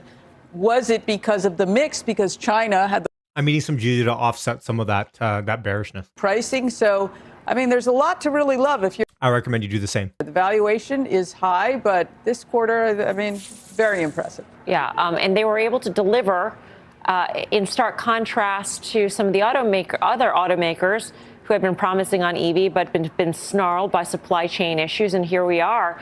Tesla's really looking like a standout. We knew that, but here with these results, Tim, maybe that sort of underscores this notion that at least for now, perhaps Tesla is safe, quote unquote, safe from competition. Look, our audience knows what my view on Tesla has been over the years, and I haven't been bullish. But it's hard not to argue what's gone on here. And first of all, I thought this report, the contribution from Berlin and Texas is huge, and the fact that they're also able to begin delivering YS and the battery cells and the packs out of that, I think are very important. I look at the. They literally said in the report, Berlin Austin made up almost nothing in this quarter. % a year, this kind of a profit model. The stock's actually going to probably hold on to a lot of the valuation. I hear what you're saying, Dan, on the chart. It's probably the best mega cap chart. Tech company chart out there right now, and so no, I don't want to chase this, but I have to tip the cap, and also again their ability to de-risk their business out of China somewhat. Shanghai should have been a much bigger deal than it was this quarter. Yeah, that's interesting. So, Guy, would you agree with Tim that this perhaps looks like the best mega cap tech chart out there right now? And if so, what do you do if you're not in the stock right now? Could it be a buy right now? Oh, let's see what they say. I don't know if it's the best looking chart. I'd have to look at the other good looking charts to make that determination. I'll say this, though. This is the quarter that people have been buying the stock for years waiting for. So look at the after hours they're seemingly growing into the valuation we've been concerned about. Everybody points out the obvious, that we're right back where we were yesterday. The one number I took away, operating margins close to 20%.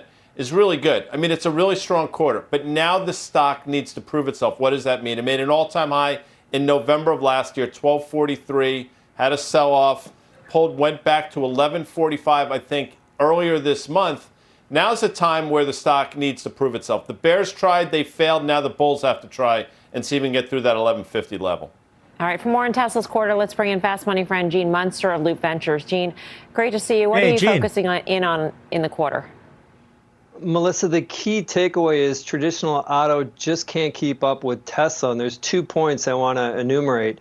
First, on the profitability standpoint, I agree with Karen completely, is that this upside on the critical gross margin X credits number was based on the higher margin performance SKUs. The price increases that we've seen had little to do with this beat, because those price increases come when deliveries. Many of those deliveries are pushed out 3, 4, 5 months. And so we're going to see that price increase layering forward. So when we think about the gap between Tesla and traditional auto, just beyond the specifics of the numbers, is that the profitability and why are Tesla consumers paying up for these performance models, essentially to jump the line to get them sooner, is because they want their products, and other automotive companies just simply don't have that demand for their EVs. And second is what happened with their tax credit revenue. This is a metric, a line item that largely gets ignored. It's basically when Tesla sells these compliance certificates to other automotive companies that aren't making enough EVs.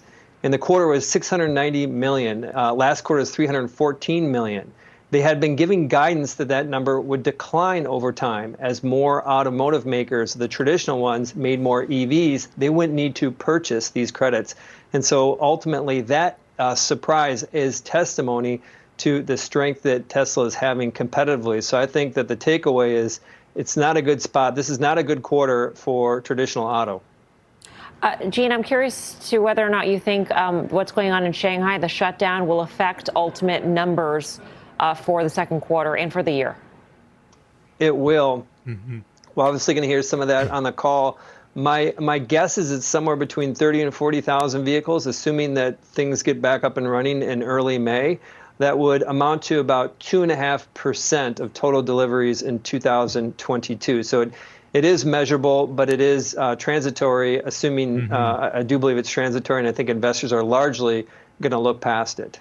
Yeah. And Gene, when we think about Tesla versus the traditional automakers, are we, in the Tesla deck, what struck me was sort of them highlighting the advantages they have in terms of their in-house production, the simplification of the production process, fewer number of parts that are cast, the 4680 in-house cells that were delivered with cars for the first time out of Texas. I mean, these sorts of things, it seems like it's a deeper moat versus some of the traditional automakers. Or do these other automakers also have that sort of technology in the works? First, Melissa, I'm impressed at just the level of detail there. Second is that there is a distinction, a gap. And I would just simply look at 2 videos. Look at the video, do a video flyover, a drone, some video of Gigafactory Texas. Compare that to GM's new electric vehicle factory that they just came out with. It is about as stark of a contrast. And one example looks like something out of the 1980s from GM with humans moving things around. When you look at how Tesla is done internally with their robotics, it looks like something out of the Terminator, some science fiction movie. This is the detail, and this is what goes beyond. I Mary think. Barr, I love Again, I think getting, in my view, is overly focused on some of the metrics. Understand why they're important, but the bigger picture is what you're talking about on the production side, the machine that makes the machine. That also is something that doesn't come through in these numbers tonight. You don't see it, but if you are if you work at one of those other automotive companies, that's what you're thinking about tonight is that factory and wondering how in the world am I going to compete with that? What's the one question that you would like to ask Elon Musk about the quarter when it comes to Tesla? Oh, thank you for prefacing that. What's his? How many delivery backlogs do they? How many delivery vehicles do they have in backlog? Okay. Because that obviously is going to give you some confidence about that 1.4 million number estimate that Phil LeBeau was talking about for 2022. All right, thanks, Gene. You're going to stick around for us, so we'll see you a little bit later. Let's trade this meantime. Karen, how are you feeling about? Man, Gene Munster with the fire today. Check out, man. Gene started talking right around here. I don't know what he did, but the market, I'm just kidding. I don't think the market's moving with CNBC, but that's nuts. I mean, what? Look, we're 1,046. Buying is continuing ahead of earnings call. Remember, stay locked, stay loaded on the channel. Earnings call live stream will be happening in 15 minutes. Selfishly, I probably will take a pee break as soon as it starts for a hot second. Been live streaming for about 2 hours now, 2.5 hours almost. Much love for everyone that has been tuning in or has been tuning in. And I saw your comment as well, Brad. Appreciate that. Thank you very much. Wow. Okay. And do we want to hear what they have to say? Let's hear. They're executing. I actually hate the stock, and I've been in this business for 25 years, and we've seen stocks like this before. Maybe not get to $1 trillion based on this sort of sentiment, based on the founder, based on the period in which we are, and feeling about the disruption within a specific industry. Every single time they come crashing down, every single time. So it really is a matter of timing, and the stock has really only worked for the last 2 years, okay? Now, it's worked to the tune of $900 billion, okay? So a lot of people have made money on it, but it only actually makes them kind of get that much more into the story, which actually presents more risk. So I think buying into it here based on the best quarter they've ever had after the stock has gone up 900 points in a year and a half doesn't make any sense. Now, every step of the way, you could have bought every dip and you'd be making money, except the last 2 months. But here's the thing. Let's see how it acts tomorrow. I don't know. I mean, maybe that's as good as it gets. Okay. We've got an earnings alert. Every person like that, I just simply ask, what are your Tesla gap predictions? What do you think they make in EBITDA in 2025? Discount that back. That's what we care about. 2025, maybe push to 2027. What do you think Tesla is making an EBITDA in 2025, in 2027? I think in 2025, they could be making $70 billion a year in just auto gross, in just auto sale EBITDA, right? So those are the questions that I'd like to ask him. I'm not sure where he thinks the bubble is coming from. Here's the thing. To a degree, I get the retail sentiment of people just looking at stock prices and thinking, okay, Tesla's $1,000. It just split 5-1 a couple years ago. It's $5,000. You're telling me the stock that was $200, $300 for as long as it was is $5,000? How's that possible? That's got to be a bubble. And I think that sentiment exists in retail. If you don't really look at the numbers, if you don't really consider stuff that might be a little bit important, like gross margin, revenue, the growth, deliveries, the world's shifting to EVs, put all that aside. But I think that for years and years when Tesla traded between 200 to 300 to 400, which went we're talking like 2016 to like 2019 or something. I wasn't in Tesla stock back then, but for years it was suppressed. It was held down a lot by short sellers as well. And there's a lot of FUD out there back then. I remember reading a lot of it. So you could argue it was artificially low for a long time with a lot of the short selling. So I get that from a retail perspective, but to hear it from someone that should be more up in tune, I'd love to hear what his EBITDA expectations are for profit in the next 5 years, because that's where the disagreement can lie. If he thinks that profit is the same as I think profit is, the question is really, how do you deduce that from just like the stock crashing at this point now, you know? Okay. Live stream. Yes. Earnings call is coming up soon, folks. Don't worry. Yes. And it'll be coming up on this live stream. You don't have to go anywhere. You can stay locked. You can stay loaded, on this channel. Remember, the whole goal of me streaming is you don't have to go anywhere. You can turn on this stream from 12 p.m. Pacific all the way to the end of earnings call. And by the way, commercial free, I might add. There might be YouTube ads or something that's just automated, but commercial free. I mean, I don't really know how I'm doing it, but I somehow I like talking for 3.5 hours, and you guys like tuning in, so I appreciate it. I was talking to someone actually who has a TV show here locally, and I was talking to him about who produces a TV show, I should say. And I talk about commercial breaks, and I was like, man, it would be so sweet to just go away for 3 or 4 minutes every like how often. I don't even watch TV anymore other than hockey games. Like commercials are on like every 10, 15, 20 minutes. Like it's nuts. Like I'm already paying for the TV box. And now after I pay for my cable, I'm having to watch commercials, like a huge amount of commercials, like every 3 or 4 minutes. I get like a 2-minute break. It just doesn't make any sense. You know, as a content creator, that is great. I've never had that luxury of being able to just like piss off for 3 or 4 minutes if I have to. So yeah. No ads, which is wonderful. Only when it starts. Yeah, that's true. There might be, I have like auto ads on YouTube, but yeah, it's nothing major. What's your background, says Barry? Economics, finance?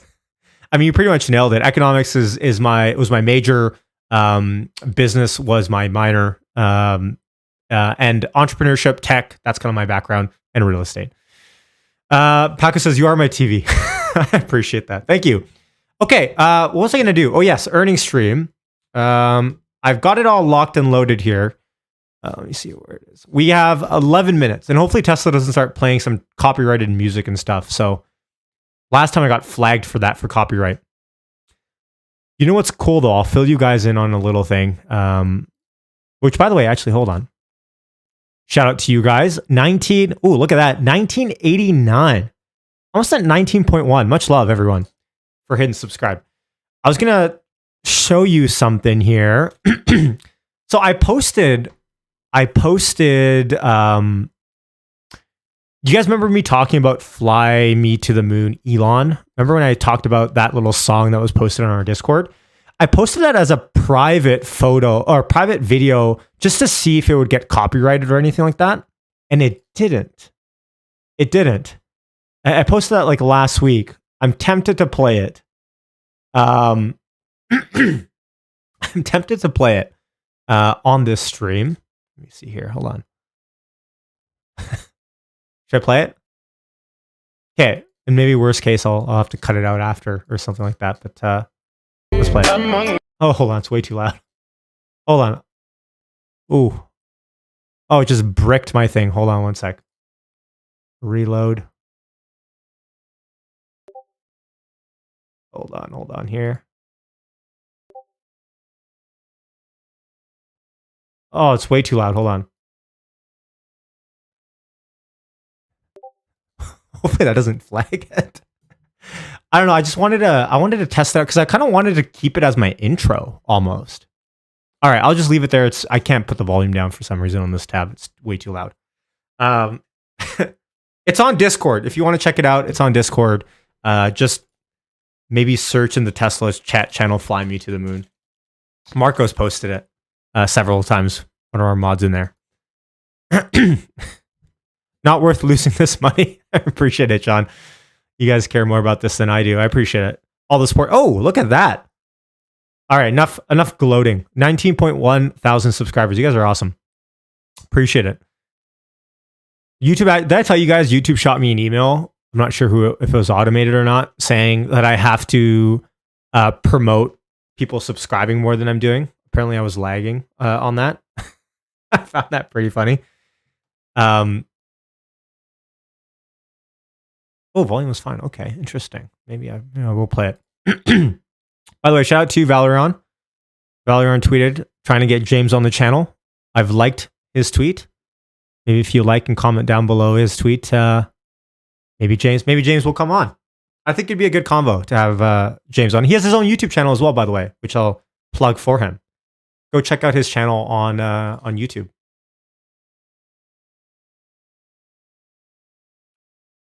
It's right here. I'll show it to you guys. James Stevenson. He's been putting out pretty in-depth content around spreadsheets and modeling, and he's an OG kind of Tesla bull. So Craig says, where's the Discord link? The Discord is available for Patreon and channel members only over $5. If you're already in and you're wondering where the link is, there's no link. You just have to connect your Patreon account to your Discord, and it should automatically bring you in. And then if you're on YouTube as a channel member, just go to Discord, hit user settings, connect your YouTube account to Discord, and the server should pop up. So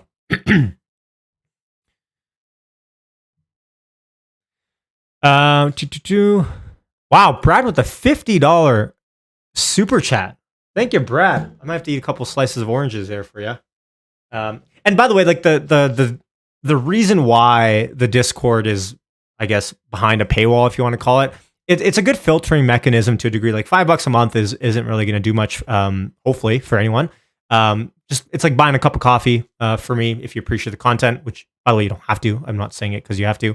But it also just adds a degree, because I've been in so many Discord servers where it's just hard to get a word in, and there's just lots of bots and spam and stuff like that. And I think what we got going on is really awesome. Thanks again, Brad, for the super chat. That's huge. Thank you. Okay.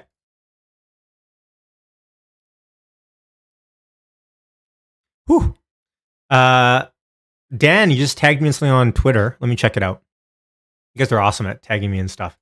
If Audi ad spends anything like Ford and GM, their best concept won't uplift their horizons into a possible new era of profitability.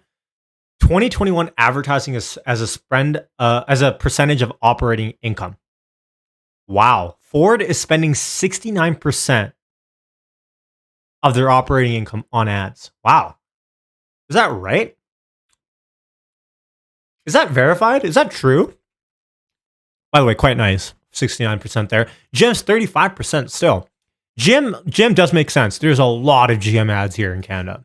GMC Tierra, GMC, whatever model they have, Denali, like any hockey podcast I listen to has GM ads out the wazoo.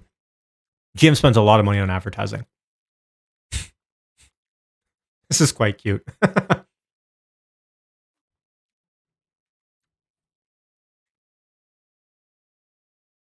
That's from the Warm Investing Report. Ah, that's right. Hey, you know what? I was actually supposed to reach out. Hold on, let me just let me pull it up here. There was a huge report, 100-page report put out by Eric. Shout out to Eric Markowitz. Actually, follow him on Twitter. I should reach out to Eric. He put out this kind of semi-viral Twitter thread for Worm Capital called, it's kind of like a 100-page essay on Tesla. And it's called The Tesla Decade. The quick take, we believe Tesla is on the path to dominate the S&P 500 by 2030. And here's his link. Let me know if you guys want me to have Eric on the channel to go through some of the thesis. There's a lot of tweets this weekend about it. There's a lot of good hot takes in here. A lot of just, not even hot takes, just good takes. So, yeah.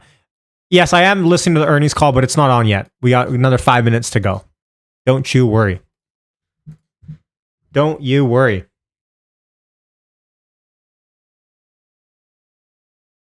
Awesome. Awesome. Thank you, Valerian.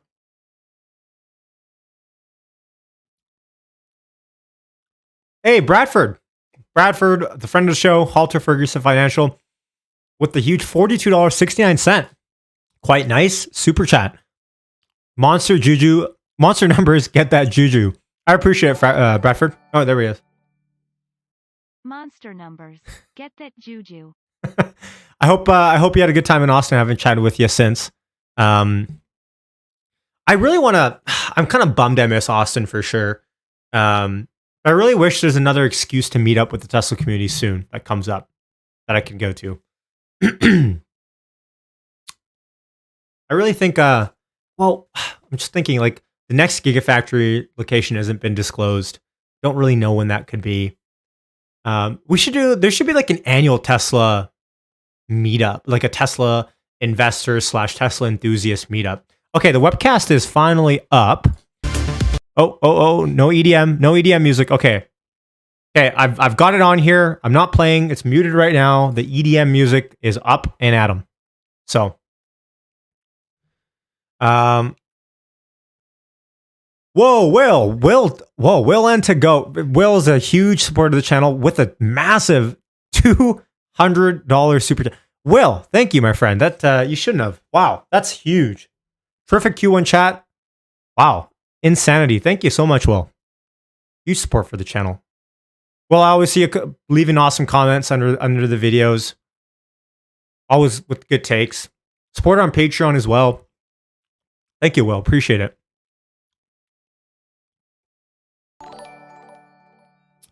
Oh, there it is. Terrific Q1 chat. Intelligence says, what is that, like 500 Canadian? It's not double, or it's not double, but yeah. Tyler says, well, I think it's a record. I think that might be a record. Will, you own the record. I appreciate that. Wow, that's a lot of coffees, my friend. That's a lot of coffees. Thank you. I guess that's a lot of jujus too. So, how did I come up with the name? Well, okay. The way I came up with nice juju is, here's another shameless plug. It's nicejuju.com. I was going to do jujugang.com, but then I felt like it was more about the community. So I just did nicejuju.com. I don't really know how I came up. Domain was available. I had a buddy help me with some designs. I paid for some as well. If you have any feedback, by the way, on designs or stuff to add or change, I'm more than happy to listen to it. Graphic design is not my background. So yeah. Inflation is real. Richard said Tesla meetup in Las Vegas in the summer. Ooh, that'd be fun. I've, believe it or not, I've never been to Las Vegas. So, you guys are awesome.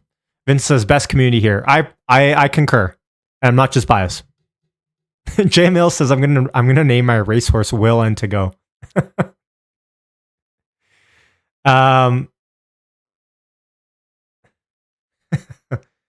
Oh, some support in Discord about the Vegas idea. You know what I'd love to have is, well, first of all, is Tesla conference or TeslaCon, is that a yearly thing or is that a one-time thing? Maybe Bradford, you can speak to that a little bit. Is that going to be a yearly thing? Do we know? Because if it is, that'd be dope. Yeah, and the recording is available now. If it's going to be a yearly thing, that'd be great. I'd like to show up, next year. But if it's not a yearly thing, let's work on as a community on having a yearly meetup somewhere. I think there's a lot of demand for that. Goose First Sense says, when can I buy Juju coin? There's nothing in the plans for anything crypto related. It's actually funny, on Teespring, they were like, hey, you can create an NFT, click here. And I was like, maybe I can just give away free NFTs or something for the virtual Juju. Whereas Paul says, more long sleeve designs, Yashu. Got it. I will work on that. I have one here with the hit that bid. If you just want a long sleeve with just the Juju, I can make that happen, I think.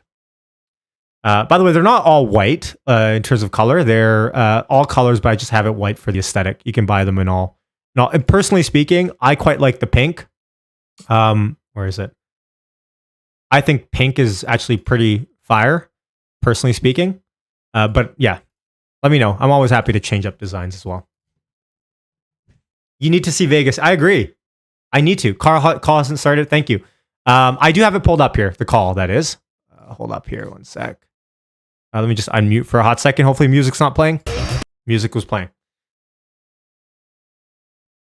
Wow, it looks like some Vegas action coming in here. I mean, originally in May, the Juju Gang had, courtesy of Anne, who is originally our kind of pin queen in the Discord. She would give us amazing pins for Tesla that she was seeing with the level 2s and stuff. Anne's awesome. She shares so much awesome content in there. She was kind of organizing a Napa trip for a while. And I think that's kind of been settled down here since then. Vegas would kind of be cool, though. Yeah. It's starting? Okay, hold on. I've got my unmute button. Oh, there we go. Thank you. Vieca, VP of Investor Relations, and I'm joined today by Elon Musk, Zachary Kirkhorn, and a number of other executives. Thanks, folks. Our Q1 results were announced at about 3 p.m. Central Time in the update deck we published at the same link as this webcast. During this call, we will discuss our business outlook and make forward-looking statements. These comments are based on our predictions and expectations as of today. Actual events and results could differ materially due to a number of risks and uncertainties, including those mentioned in our most recent filings with the SEC. During the question and answer portion of today's call, he's laughing in the back. Please limit yourself to one question and one follow-up. Did you hear that? Please use the raise hand button to join the question queue. Before we jump into Q&A, Zach will have some opening remarks. Zach? Yeah, thanks, Martin. I'm going to pull up this.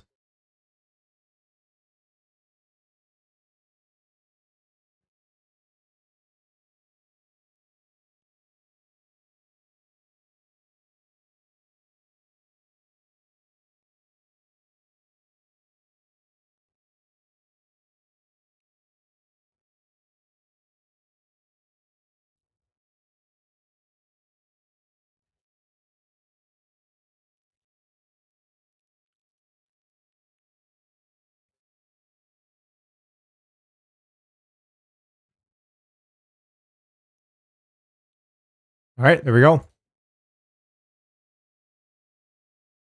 Vehicles, our delivery wait times are quite long. Sorry, Thus, there we cars go. delivered in Q1 generally carried pricing set in prior quarters and at levels lower than cars being ordered today. Our per unit vehicle costs increased as well. Inflation, raw material prices, expedites, and logistics costs continues to impact our cost structure. Factory shutdowns also occurred with little to no notice, hence we are unable to take action to plan those interruptions in a cost-efficient manner. Additionally, we saw a slight mix shift towards more profitable vehicles, including the Model Y. We also recognized a one-time benefit of $288 million from credit revenue relating to a regulatory change in the U.S. CAFE penalty, without of which credit revenue would have declined compared to the same period last year. The energy business has continued to be impacted by macro conditions more severely than the vehicle business. Our storage products are in need of chip supply, and new import processes have impacted supply of certain components for our solar systems, which is reflected in our solar volume for the quarter. OPEX as a percentage of revenue continues to reduce, driven by higher revenue, lower stock-based comp expense, and other items. As a result of our ongoing improvements in operating leverage, we achieved a record operating margin of over 19%. Note that commissioning costs for our factories are in R&D, as Berlin started production in late March and Austin in early April. These costs will be in automotive COGS going forward, given these factories are now producing customer sellable cars. Our free cash flows have remained quite strong, yet were impacted by working capital related to lower than planned production. Additionally, we have reduced our debt, excluding product financing, to nearly zero. Looking ahead in the immediate term, a few things to keep in mind for Q2. First, we've lost about a month of build volume out of our factory in Shanghai due to COVID-related shutdowns. Production is resuming at limited levels, and we're working to get back to full production as quickly as possible. This will impact total build and delivery volume in Q2. Second, as I've mentioned before, Austin and Berlin are just starting their ramps, and thus those inefficiencies will start to flow through our gross margins in Q2. Third, we do have higher ASPs in our backlog, which will help to offset some of these headwinds. We continue to drive towards further strengthening of our financials in the second half of the year and believe our 50% or above growth rate remains achievable for the year. I want to conclude by thanking the Tesla team, our suppliers, and our new customers for a great first quarter. Thank you very much. And Elon has some opening remarks as well. This is going to be good. Sure. Some of my remarks will be redundant with Zach's, but it's maybe worth repeating. Q1 was once again a record quarter on many levels, reaching the highest deliveries, profit, and an operating margin of 19%. This was despite a lot of chip shortages, many logistics challenges, and an overall difficult quarter. So I'd really like to congratulate the Tesla team on achieving record profitability and output despite many difficult headwinds, and especially the Tesla China team in our Shanghai factory. They really had significant challenges due to the COVID shutdowns, and nonetheless have been able to output a tremendous number of high quality vehicles, and we are already back up and running with the Shanghai factory. So, as Zach said, we remain confident of a 50% growth in vehicle production in 2022 versus 21. I think we actually have a reasonable shot at a 60% increase over last year. So, oh wow, 60%. Okay. Let's see. Obviously, we began production, as people know, with Giga Berlin and Giga Texas in the past few months. So we have two fantastic factories with great teams, and they are ramping rapidly. Now, with new factories, the initial ramp always looks small, but it grows exponentially. So, but I have very high confidence in the teams in both factories, and we expect to ramp those initially slowly, but like I said, growing exponentially, with them achieving high volume by the end of this year. So, let's see. We're also working on a new vehicle that I alluded to at the Giga Texas opening, which is a dedicated robotaxi that's highly optimized for autonomy, meaning it would not have a steering wheel or pedals. We know that. And there are a number of other innovations around it that I think are quite exciting. But it's fundamentally optimized it's trying to achieve the lowest fully considered cost per mile or cost per kilometer, accounting everything. And so it's, I think, going to be a very powerful product where we aspire to reach volume production of that in 2024. Volume production 2024. So, I think that really will be a massive driver of Tesla's growth. Wow. And we remain on track to reach volume production of the Cybertruck next year. Let's see. So it's basically, once again, I'd like to thank the Tesla employees for their hard work, but also I'd like to thank our suppliers who have really gone the extra mile. We have an amazing supplier group, and I just want to say heartfelt thanks to the suppliers that have really worked day and night to ensure that Tesla is able to keep the factories running. And we're really at the early stage of our journey. We only crossed 1 million units in the past 12 months recently, and we aspire to head to 20 million units a year. So we're basically 5% along the way towards our goal. And but we're growing, very, very rapidly year over year, and remain confident of exceeding 50% annual growth for the foreseeable future, for basically several of the next years. I mean, so yeah. And then there's of course Optimus, which I was surprised that people did not realize the magnitude of the Optimus robot program. Robot talk. The importance of Optimus will become apparent in the coming years. Those who are insightful or listen carefully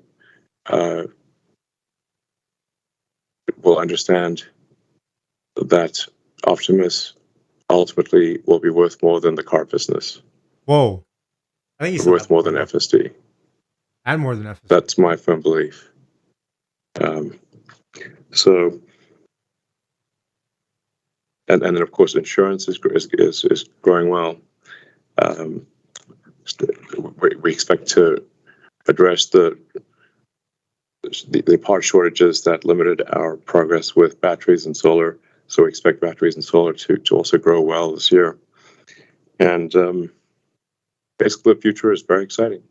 I've never been more optimistic or excited about the Tesla's future than I am right now. Thank you. Thank you very much. Let's go to first investor question. The first investor question is, Elon has historically provided FSD timelines with not optimal accuracy. We love its optimism for 2022 release, but is there any data Tesla can share with investors to help them make their own conclusions on progress being made, interventions per mile driven, or any other data? Sure. With respect to full self-driving, of any technology development I've ever been involved in, I've never really seen more kind of false dawns or where it seems like we're going to break through, but we don't, as I've seen in full self-driving. And ultimately what it comes down to is that to solve full self-driving, you actually have to solve real-world artificial intelligence, which nobody has solved. The whole road system is made for biological neural nets and eyes.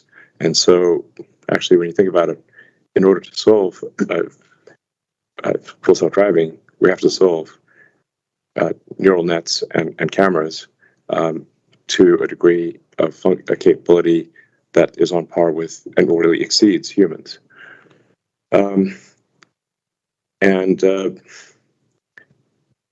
I think we will achieve that this year. The best way to reach your own assessment is to join the Tesla Full Self-Driving Beta program, where we have over 100,000 people right now enrolled in that program, and we expect to broaden that significantly this year. So that's my recommendation: is join the Full Self-Driving Beta program and experience it for yourself, and take note of the rate of improvement with every release. And we put out a new release roughly every 2 weeks. And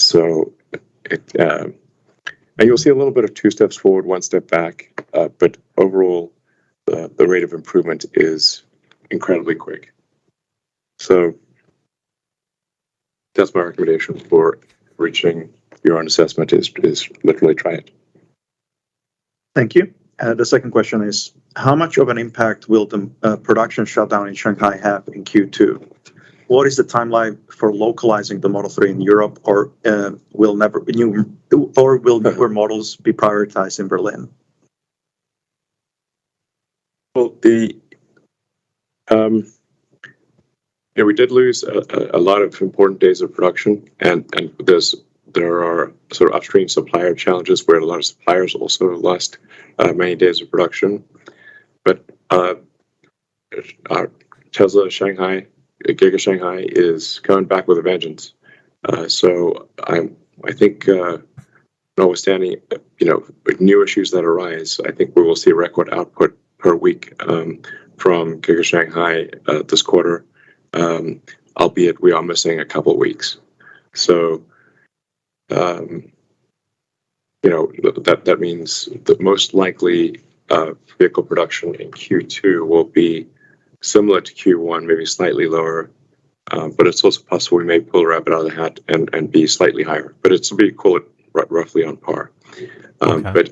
But then Q3 and Q4 will be substantially higher. So it seems likely that we'll be able to produce over 1.5 million cars this year. That's my best guess. 1.5 million. There we go.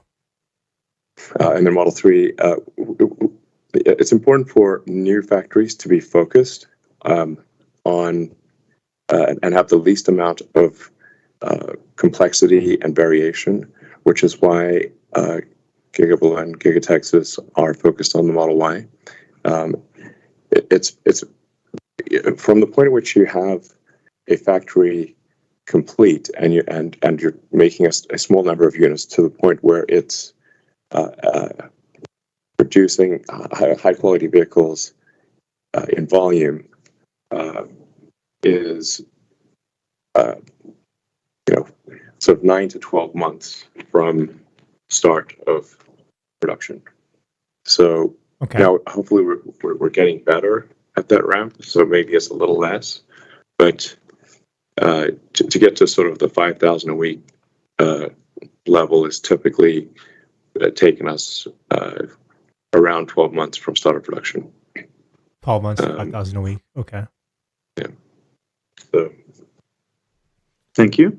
The next question is, how much raw material exposure do you have, measured roughly in percentage of cost of goods sold, for example, in a given quarter versus 1 to 2 years out, both direct and indirect? Separately, how do you think about price increases versus prioritizing higher mix vehicles going forward?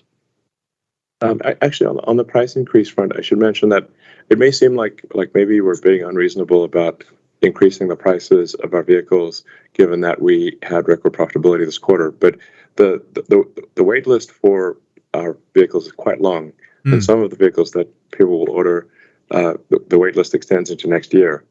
So our prices of vehicles ordered now are really anticipating supplier and logistics cost growth that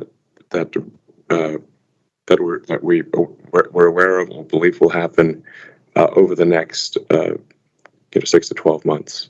So that's why we have the price increases today, because a car ordered today will arrive in some cases a year from now. So we have a very long wait list, and we're obviously not demand limited. We are production limited very much production limited. Raw material exposure? Yeah, just to add to what Elon is saying, there's different ways to calculate raw material exposure. I think a simple way, we estimate we're around 10 to 15% of our cost structure exposed to raw materials. And just to clarify a couple of things on that. So we've been experiencing increases in costs in general, but also raw materials for a number of quarters now. That pace picked up in Q1, so last quarter. And what we're seeing for Q2 is slightly higher than that as well. And, as indices move, it doesn't impact us immediately or directly. In some cases, we have contracts with suppliers, but then as those contracts expire, we have to renegotiate them so that there can be a lag. Mm-hmm. In some cases, our contracts do directly reflect movement in commodity prices or raw material prices, but the timing in which that Tesla pays for that has a lag associated with it as well, based on the contract. And so, to Elon's point, what we're trying to do here, because it's quite an unprecedented situation of raw material movement and all of these various lags and uncertainty around renegotiating contracts, is we're trying to anticipate where things will go and make sure that the pricing that we have put in place at the time that those raw material cost increases hit us, that they align, and that the company can remain financially healthy in various scenarios as we look out over the next 4 quarters. Okay, thank you very much. The next question is, why does Tesla continue to fight dealership laws on a state-by-state basis versus taking it federal? Separately, why isn't Tesla using 800-volt architecture in its vehicles? What are the advantages or disadvantages? Sure. Well, from a Tesla standpoint, obviously, we'd love to have federal legislation that allows direct sales in all states, but we have not seen willingness on the part of the Congress to enact such laws that would override state laws. So, unfortunately, we have to fight it on a state-by-state basis. And Drew, do you want to answer that 800-volt question? Yeah, sure. On the 800-volt thing, so it's really a case-by-case thing. For the smaller platform vehicles like 3 and Y, there's some wins and losses with 800 volts. Not everything is better. And so we look at that platform, and we're not like ignoring the reality that you could go to a higher voltage, but there's nothing really encouraging us to do so on that platform. It's really about mass and power. And as you look at bigger vehicles, there are some advantages on those bigger vehicles. Yeah, I would just quantify that basically, like our estimate is that going from 400 to 800 volts might save $100. Yep. It's not really moving the needle. And you're changing many things. Yes, exactly. From the charging infrastructure all the way through the entire vehicle system. Yes. To get maybe $100. Yes, exactly. So, I mean, in the US, you've got 110 volts household power or voltage, and then in our most parts of the world, you have like sort of 220. But really, it doesn't make that much of a difference, and appliances work pretty much as well, in say Europe as they do in the US. Yeah. So there's some the advantages are small, and the cost is high.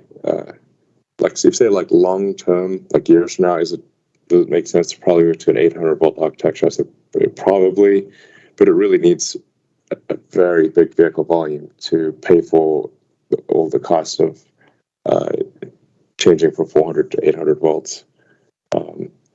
And then do you want to continue with the?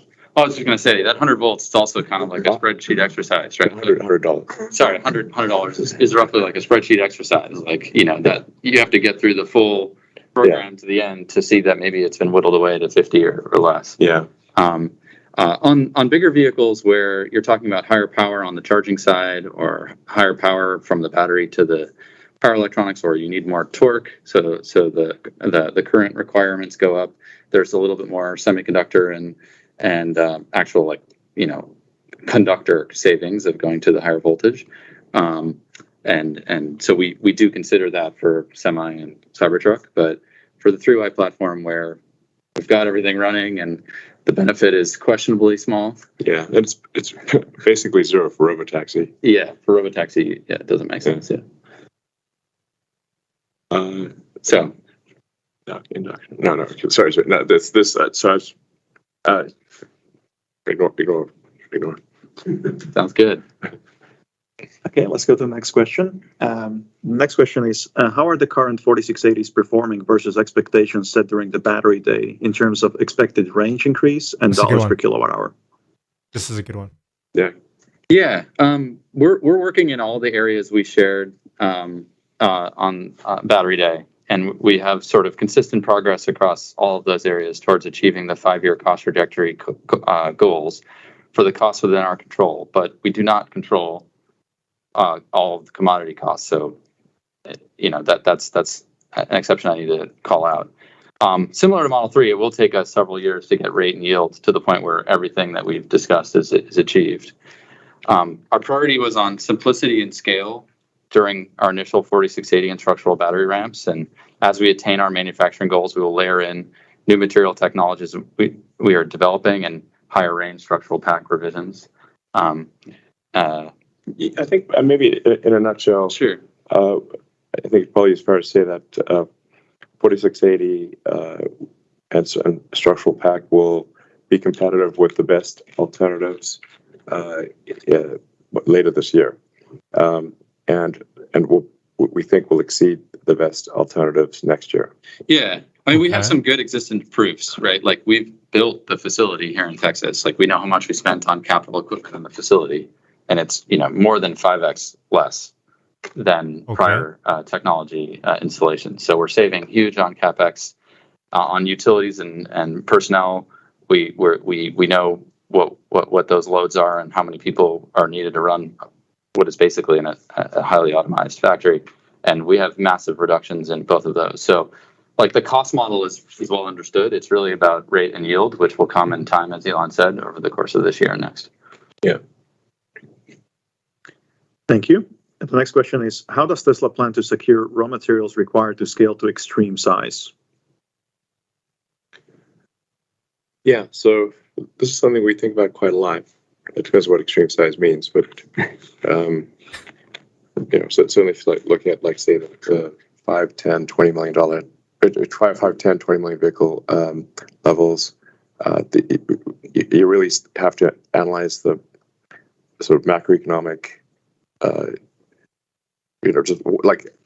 just like what is the tonnage of lithium that you need, of nickel, of iron phosphate, of graphite, separators, electrolytes, electrolyte. You really need to think of like just macro tonnage. And we need to think about this for the world as a whole, because we want to figure out what are the limiting factors for accelerating the advent of a sustainable energy future, and whatever those limiting factors are, Tesla will take action on those limiting factors. So right now we think mining and refining lithium appears to be a limiting factor. And it certainly is responsible for quite a bit of cost growth in the cells. It's, I think, the single biggest cost growth item right now, certainly on a percentage basis. Although, just for those who don't totally know this, the actual content of lithium in a lithium-ion cell is maybe around 2 or 3% of the cell. So 5 kgs a car. Yeah, it's not 5 kilograms exactly. It's not. It's called a lithium-ion cell, but by far the most expensive and heaviest item in the cell is the cathode. So that's the nickel or the iron phosphate. So we're looking carefully at all of the raw materials and trying to figure out how we can accelerate the total amount of raw materials needed to transition the world to sustainability.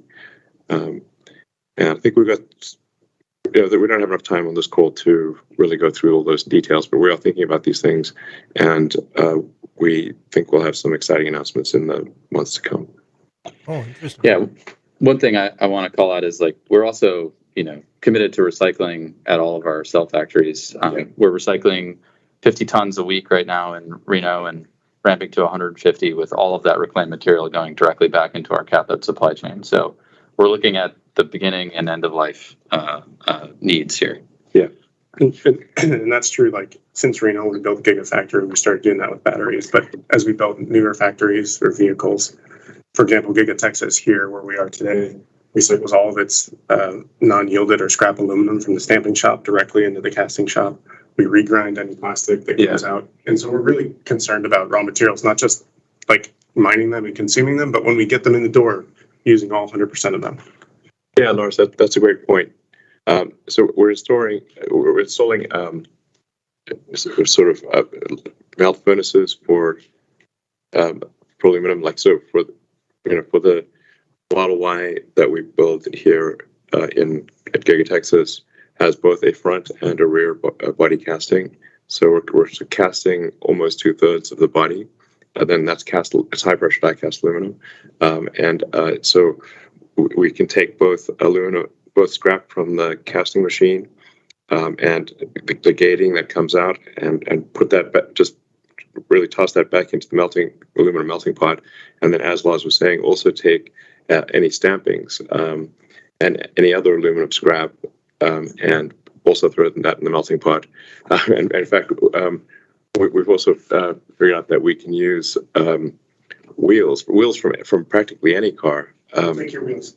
Yeah. So we're going to be recycling the aluminum cast aluminum wheels from legacy gasoline cars as well, and throwing that in the melting pot for our aluminum cast body of Model Y, and also we'll be moving to the sort of cast front and rear body, in all vehicles over time. Well, actually, maybe not SX, but 3Y. Thank you. At what rate do you expect Berlin and Austin to ramp relative to Shanghai? Are you able to leverage learnings from Shanghai, or are the processes substantially different in the new factories? Ramp production faster than Shanghai because we have learned a lot, and we've now been through we have basically veteran teams that have seen the 3Y ramp, the Y ramp especially, in multiple locations, and we're obviously sharing what we've learned, and so we don't want to get complacent or entitled, but this should be a faster ramp because we have learned more, and we've done a lot to simplify the production process of Model Y. That should lead us to a faster ramp in Texas and Berlin. Yeah, that's big. We also have because structural and casting about 30% less robots. We expect to almost double the capacity for body, for example, reducing the number of robots, but doubling our capacity in a lot of areas. Yeah, right. The body line for the structural pack is, and if you go structural pack and front and rear castings, the body shop is its body shop size drops by over 60% relative to the standard way of making a car. And that tacks into general assembly and everything else because we have the structural battery, the floor is the battery, we put the seats on the battery, and then we put that into the car. So there's actually like between 10 and 15% less stations in GA because of the general assembly start. Yeah, because of it as well. So really, like I think about this in the way that we think about cars. If you're waiting for the best Tesla, you're going to be waiting forever. If you're waiting for our best factory, you're also going to be waiting forever because every new factory is better than the last one because we take all that learning and we throw it into it. So, yeah. Thank you. Next question is, at Cyber Rodeo, Elon mentioned that a futuristic driverless robotaxi vehicle is on the roadmap. When can we expect more details on the product offering to be unveiled? We just got answers on that. Is this something that people can own, or will this be only offered by Tesla as a service? So I think we want to hold off on, we don't want to jump the gun on an exciting product announcement too much. So I think we'll aim to maybe do a product event for Robotaxi next year. Oh, there we go. Get into more detail. Okay. But we are aiming for volume production in 2024. Volume production in 2024, not regular production. And maybe the last question from investors is, what is the current run rate of 4680 cell production at Fremont and at Giga Texas? What do you expect run rates of 4680 to be in Fremont, at Giga Texas, or Berlin at the end of the year? Well, Berlin is using the 2170 non-structural pack, so they're not constrained by 4680.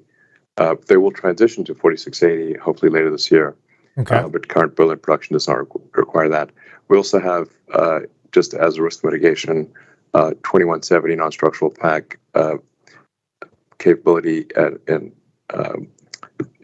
here at Giga Texas as well. But if things go according to plan, we will be in volume production with 4680. And sometime perhaps towards the end of the third quarter and certainly in the fourth quarter. That's accurate? True. Yeah, and the other thing I would add is, like, with the China COVID shutdown and the semiconductor bottlenecks we had through Q4 and a little bit in Q1, we have sizable cell inventory at the moment and excess cells to support the 2022 volume targets you described. So that gives us the ability to be pretty deliberate in the 4680 ramp, where we can maximize the learning step by step, take engineering downtime to upgrade key pieces of equipment, and modify the structural pack design to improve reliability, all while achieving what you just said. So yeah, if 4680 output is not a risk to achieving 1.5 million vehicles produced this year, but it would become a risk next year if we do not solve volume production this year. By early 2023. But we're highly confident of doing so. Okay, there we go. Thank you very much. Let's go to analyst questions now. The first question comes from Dan Levi from CSFB. Please go ahead and unmute yourself. Hi. Good evening. Thank you for taking the questions. First, maybe you can just talk through or address what some of the drivers of cost improvement were in the quarter. Was it just further improvements within Shanghai and Fremont? Anything around sort of ongoing Kaizen that you've talked about in the past? Maybe you could just talk through what you benefited from in the first quarter. Sure. I mean, at a high level, cars produced in Shanghai do carry a lower cost structure than cars produced in Fremont. Mm-hmm. And so as our mix of cars shift towards Shanghai, the average cost is positively impacted by that. We're also seeing some progress in manufacturing efficiencies in Fremont, particularly on the SNX side, as volume improves there. Expedites has been a huge story for the company. Q4, we had massive amounts of expedites. Q1 was still quite large, but we did make progress bringing that down some. Drew mentioned kudos to the Fremont manufacturing team and our associates there because we're achieving record output at Fremont. Yeah, the Fremont team is doing a tremendous job. Really absolutely back quarters. Yeah. Okay. Yeah. It's hard to underweight. Like you should. The expedite situation with the crazy logistics that occurred with COVID. I mean, yeah, and to Elon's point, the Fremont team and also the Shanghai team has been extremely dynamic with the unpredictable nature of our part arrivals, and our supply chain team, in particular, production planning portion of supply chain. We often get very little notice when there's part shortages coming, and it's kind of a scramble couple days before that part is supposed to arrive to figure out how to get it here. And so the amount of Herculean effort that goes in to produce a quarter like Q1 and even the quarters before that is absolutely immense. And so, I mean, it's like there's a saying in the military, it's like amateurs talk about tactics, professionals talk about logistics when it comes to war. Yeah. So there were some inherent cost improvements, as I mentioned, but, there's also offsets that we've talked about previously on raw materials, commodities. Outbound logistics continues to remain a challenge, despite a ton of efforts to increase capacity there and bring those costs down. Great. And do you have follow-up? Sorry, go ahead. Yeah, yes, thank you. Second question, one of the initial goals of Model 3 way back when was to have an EV that was affordable for a wide portion of the market. And, we know prices are much higher now, just given the supply constraints. Prices are higher for all other automakers. We know that there's inflation that you're battling through, and some of that needs to be passed through to the price of the vehicles. And you're going to be supply constrained for the foreseeable future. So it's sort of a moot point. But given the goal long-term of making EVs more widely available to the masses over time, how do you look at the progression of prices over time? We absolutely want to make EVs as affordable as possible. It's been very difficult with the, I think inflation is at like a 40 or 50-year high. And I think the official numbers actually understate the true magnitude of inflation. So, and that inflation appears to be likely to continue for at least the remainder of this year. Is what when we're talking to suppliers, the suppliers are under severe cost pressure. So, yeah. And in some cases, we're seeing suppliers request 20 to 30% cost increases for parts from last year to the end of this year. So there's a lot of cost pressure there. That's why we raised our prices, because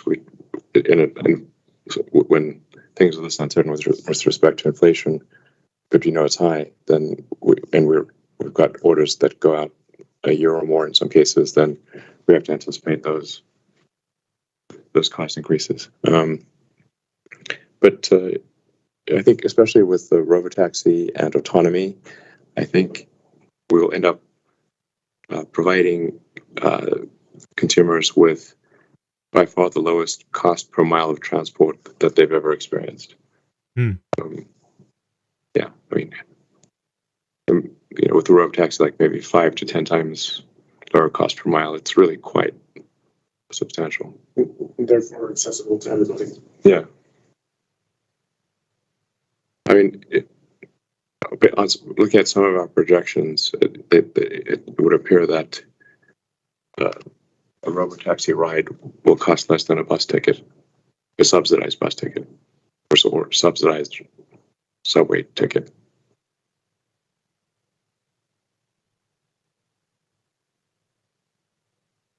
Thank you very much. Let's go to the next question from Rod Latch from Wolfe Research.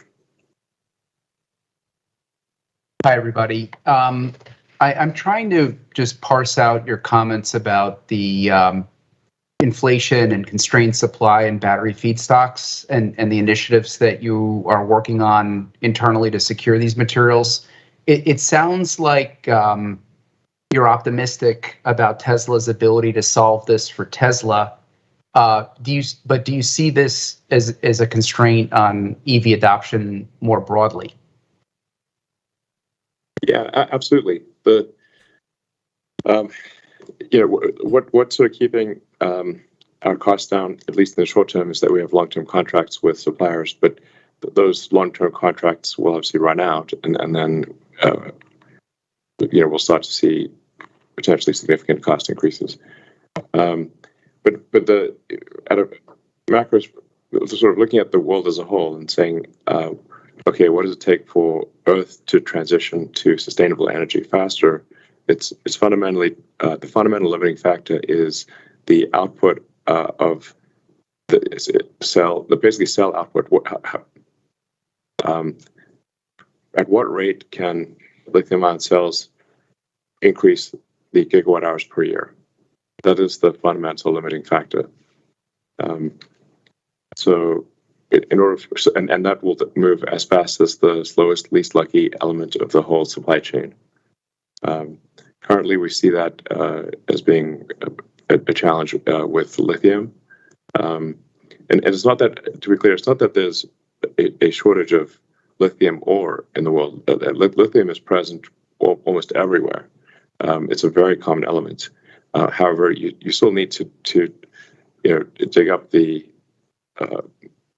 ore, dig up basically the spodumene or whatever the clay with the lithium, and then you need to go through a whole series of refinement steps, and that's a lot of industrial equipment that's needed to refine lithium ore to lithium that can be used as lithium hydroxide or lithium carbonate in the battery cell.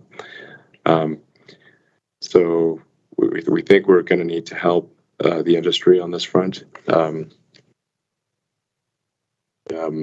the industry is growing fast, and I'd certainly encourage entrepreneurs out there who are looking for opportunities to get into the lithium business. The lithium margins right now are practically software margins. I mean,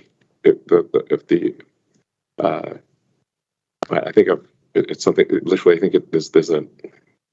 I mean, Zach, correct me if I'm wrong, but I think we're seeing cases where the spot lithium price is 10 times higher than the cost of extraction. So not like we're talking 90% margins here. Can more people please get into the lithium business? Do you like minting money? Well, the lithium business is for you.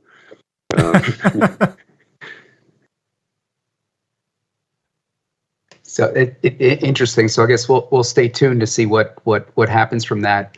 My second question is, it's impressive to see just a modest increase in cost of goods sold per vehicle, given what we've seen in terms of commodities, actually. And from here, you have a lot of savings opportunities with 4680 cells and the cell manufacturing changes, the anode chemistry, structural packs, gigacastings.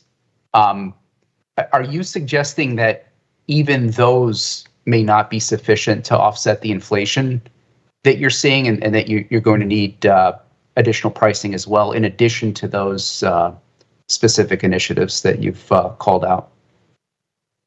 Well, we hope we don't need to increase the pricing further. The current pricing is anticipating what we think is the probable growth in costs, and if that growth in cost does not materialize, we actually may slightly reduce prices. Okay. So we don't currently anticipate making significant price increases. But obviously we don't control the macroeconomic environment. If governments keep printing vast amounts of money, and if there are not significant increases in lithium extraction and refinement and the other raw materials, such that everyone's competing for a limited amount of raw materials, then obviously that will drive prices to high levels. So if you have a crystal ball that can tell us what the future is going to be like, we'll adjust accordingly. But the current prices are the current prices are for a vehicle delivered in the future, like 6 to 12 months from now. So this is our best guess. But I think if you zoom out, right, like as you said, our mission is to accelerate the transition to sustainable energy. So like we are working with our existing suppliers and others to figure out how to grow all of these raw materials as quickly as possible to not slow down the transition. Yeah. And, whether that means we have to get directly involved in some cases or not comes down to the counterparty and their willingness to expand at the rate we think they should be able to expand. And that's similar to what we've done with everything else. Like we built a gigafactory in Reno because it needed to be done. Yeah. And so we will do what needs to be done to not slow down the transition, and affordability is a goal because if it's unaffordable, it's going to retard the growth of what is inherently a good thing. So we can't have that as an outcome. Thank you. The next question comes from Pierre Ferragu from New Street Research. Oh, Pierre. Thanks. Can you hear me well? Yeah. Great. I'd like to ask you some questions about free cash flow. Do you so first, maybe in the long run, if you look at your performance and your growth model and your growth ambitions, I did the math real quick, and I see you guys sitting on $4 or maybe $500 billion of cash at the end of the decade. And I was wondering if it's something you have given some thoughts about. But that might be like, if inflation keeps going crazy, $500 billion might be like, $20 billion today. I don't know. So, we'll see what $500 billion buys you in a decade, but it might be a lot less. So I don't know if we'll, that seems like a lot of cash. I don't know. We'll try to do something useful with it. I mean, Jack, I don't know. It's not a really high-class problem, that's for sure. The way I think we have to take this one step at a time. And so, we have investments that are happening right now to get Austin and Berlin up and running. And then, as Elon mentioned, installing capacity for robotaxi production. And, there's some decisions that, as Elon alluded to, just, to share in the future about what the economic model looks like. What is that? What the economic model looks like for robotaxi. And so, the way Elon and I have discussed this is... Let's just... Maybe just, everyone just mute if you're... Yeah, so our focus is, to get to the point where robotaxis are on the road, Optimus is in use, get the economic model for that dialed in, and then evaluate, the size of cash flows at that point and make decisions then as to what's next. Okay, Pierre, do you have a follow-up question? You barely got a question.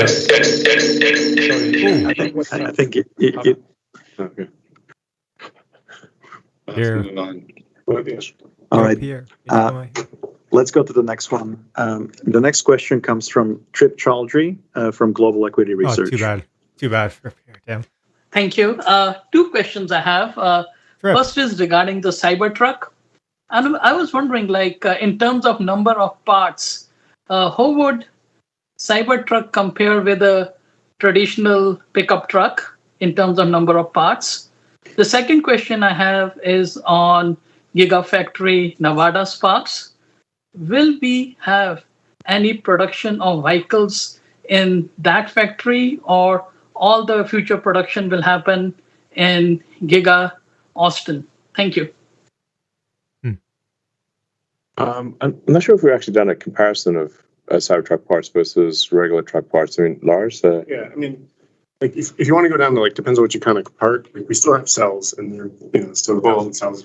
But like if we that shouldn't count. If we don't count that, like the simplicity of our structure is significant versus a traditional, pickup truck or any other vehicle. Like, as we've talked about, their giga castings, we save hundreds of parts there. I mean, the entire rear kind of half of the car is one casting. And even still with the Cybertruck and the doors, for example, we have an exoskeleton design where the door is ready to take, and it takes all the side load from impact. So we really have, we don't have the door reinforcements, we don't have the crash and shooting beams. So to your point, I haven't counted them because I don't often look back at old technologies to decide how well I'm doing. I check that once in a while, but in general, our architecture is always moving to reduce complexity, reduce parts, and reduce parts count. I would say, ignoring the battery cells, we're probably 20 to 30% less. All right, 20-30% less. Okay. Thank you. Let's go to the next. Nevada. Oh, Nevada. Oh, do we expect to expand? Yeah, we do expect to expand Giga Nevada. There's a lot of room for expansion there, and we do expect to increase output from Nevada. But by far the biggest increase in output will be from Giga Texas. Okay. Thank you very much. The next question comes from Alex Potter from Piper Sandler.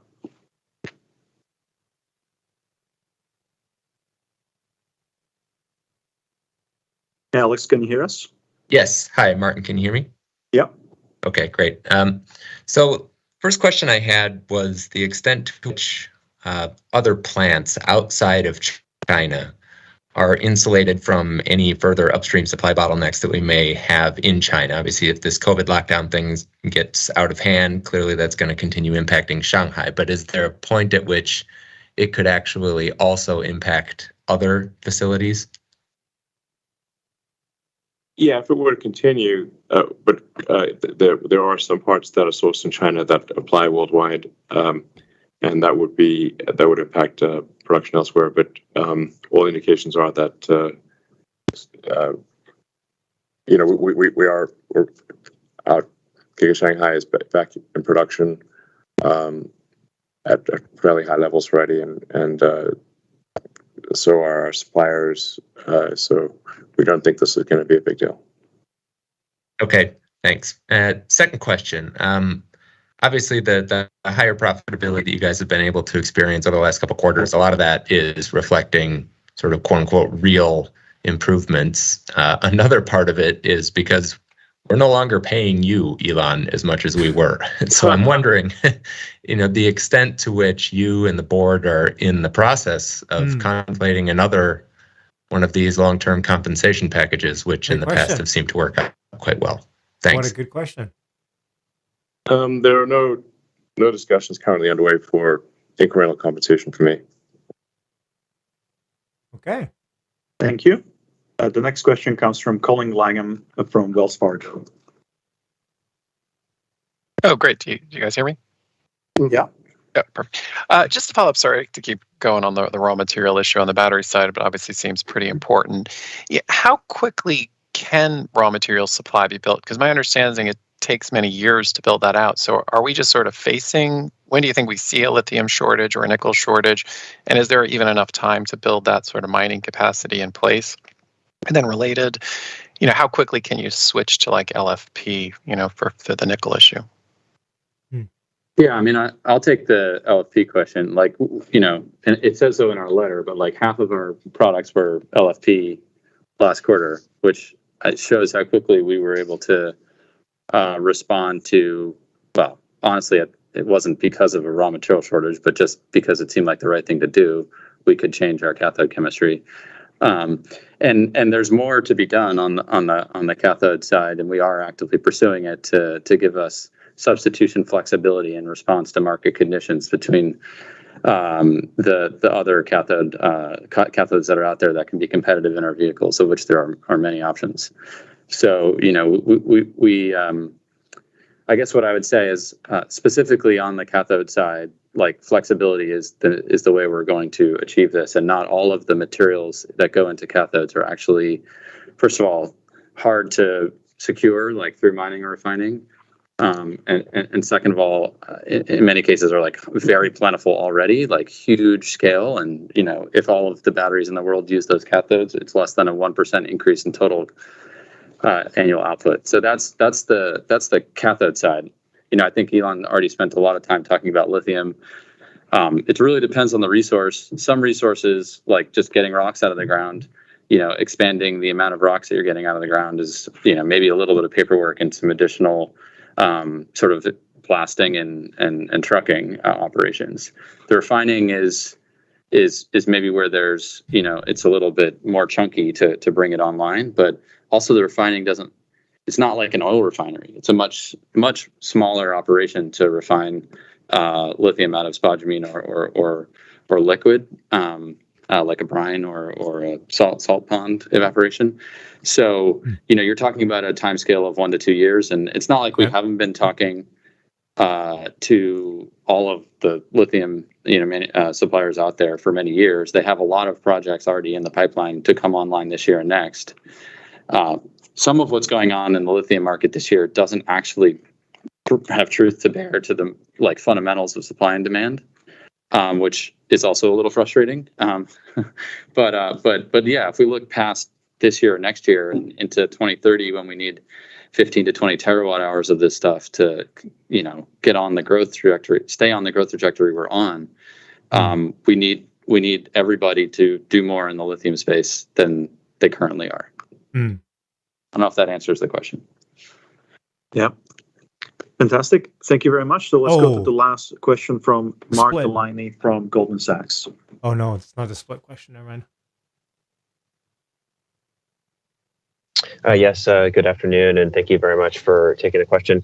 I was hoping you could comment on your latest thoughts about potentially opening up the charging network in the U.S. to non-Tesla owners. It's certainly really important to have a good experience for Tesla owners in terms of wait times at charging stalls. But if Tesla is able to have enough capacity, it could be a really good way to bring other vehicle owners into the Tesla network, perhaps help Tesla to sustain its network benefits and maybe make more people likely to buy Tesla vehicles in the future. I hope not anytime soon.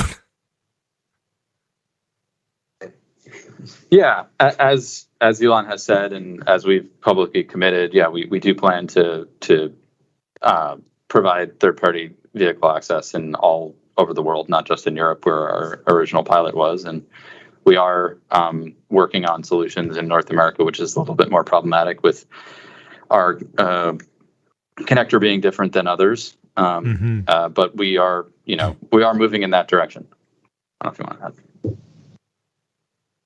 I think there's not more to be said on that part. We want to do the right thing with respect to the whole system. Okay.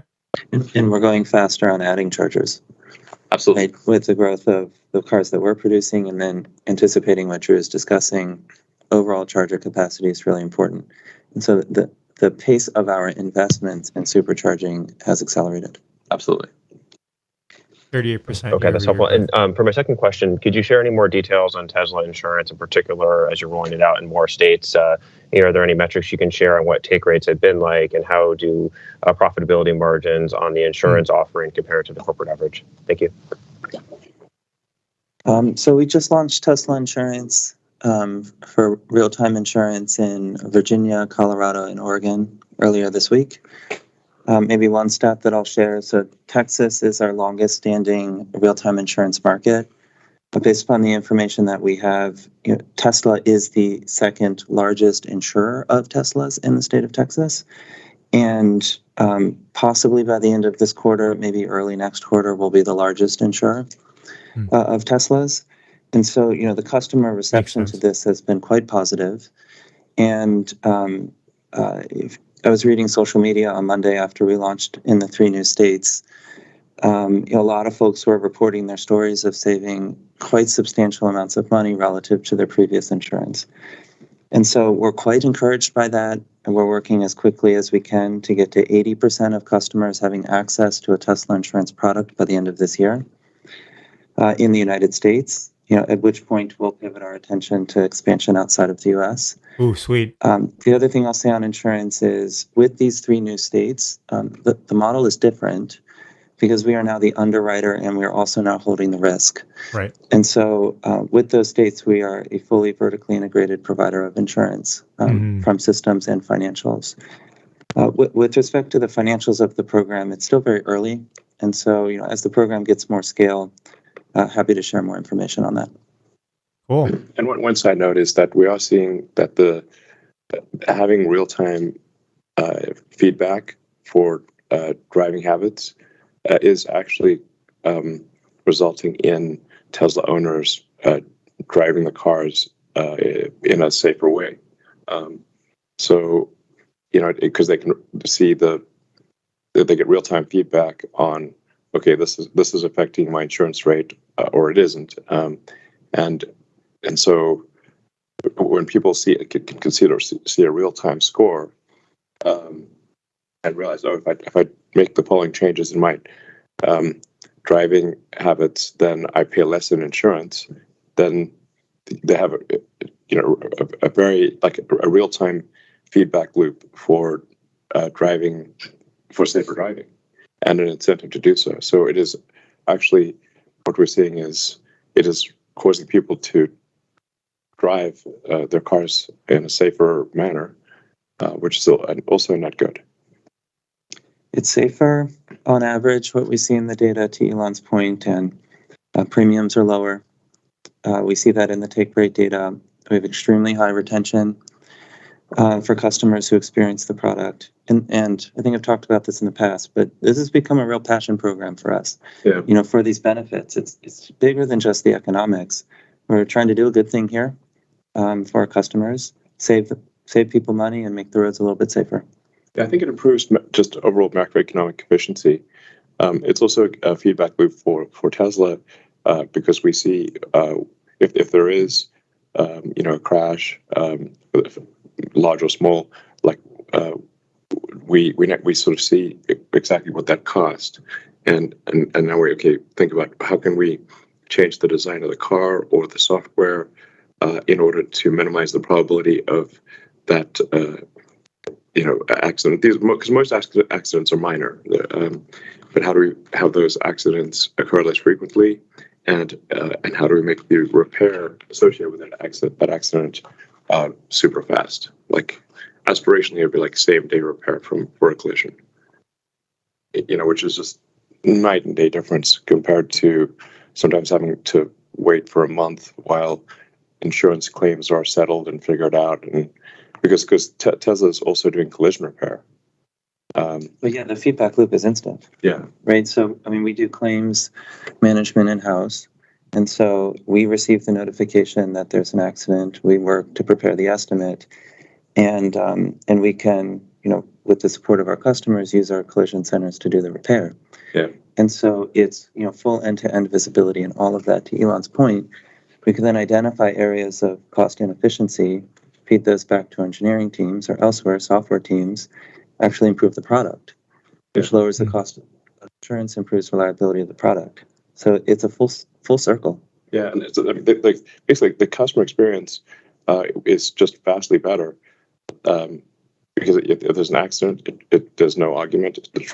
We repair it immediately, and this is as compared to arguing with an insurance company and then a claims adjuster and then a collision repair center, and this can be a nightmare basically. So we want to try to turn a nightmare into a dream with Tesla Insurance. Sweet. Fantastic. Thank you very much. Unfortunately, that's all the time we have this quarter. So thank you very much for all your great questions, and we'll speak to you again in 3 months. What's funny is actually they left right before the question about the split. So no, for anyone asking, no, there's no split answer that we got. For all intents and purposes, we started the call at 10:40, 10:37, and now we're sitting here at 10:30. So it's kind of a nothing burger in terms of price moving, at least. Good to report. There's no Twitter questions that came up for Elon. Just a quick highlight. So a couple things that I found important, and this will be very quick. One thing that I think Drew Baglino mentioned was they're already experiencing 5 times less CapEx per battery cell production with the 4680 over the 2170. Already 5 times less CapEx. The unit economics, though, they're saying still at some point this year, they're going to get to the unit economic level per additional vehicle built where it'll match 2170. And then next year, it should be better than 2170s in terms of unit economics. But in terms of just capital expenditure, it's already been 5 times less. So there's that. Elon said 5,000 per week is kind of the goal in the next 9 to 12 months coming out of the factories, similar to other ramps. And then about 15, 20 minutes later, I think, by the way, if I get any of this wrong, let me know in the chat because I was trying to listen while trying to do everything. But then he said that Austin and Berlin are going to have faster ramps than presumably Shanghai. So interesting. I don't really know what to read into there. I'm still setting my expectations to not be as fast as Shanghai. Shanghai was amazing with how fast they've done their ramp. Also Elon mentioned that 1.5 million is pretty much in the bag for this year is kind of what he implied. He thinks he's very comfortable that Tesla will be able to do 1.5 million deliveries this year. He actually said 60% at one point. I think he said 60% is kind of what they want. So that's interesting. And I'm not sure if you guys caught this, but towards the middle when they were talking about lithium and all the variable costs going up with all the commodities, he said that Elon said, watch for something in a couple of months. That to me kind of highlighted, is there some sort of acquisition of a mine or something happening? And he kind of hinted at in a couple of months, few months. So Elon time, maybe by end of the year or something, perhaps an announcement onto there. Who knows? But overall, I mean, with Elon on the call, I'm sure you guys can let me know in the chat what you guys think. But I really didn't think it was, I don't think Elon did anything negative on the call at all. I mean, we were kind of scared that this would get into like a Twitter debacle mess, but not at all. I think it was fair. Yeah, let me know what your thoughts were. Happy with the call. I think it was decent.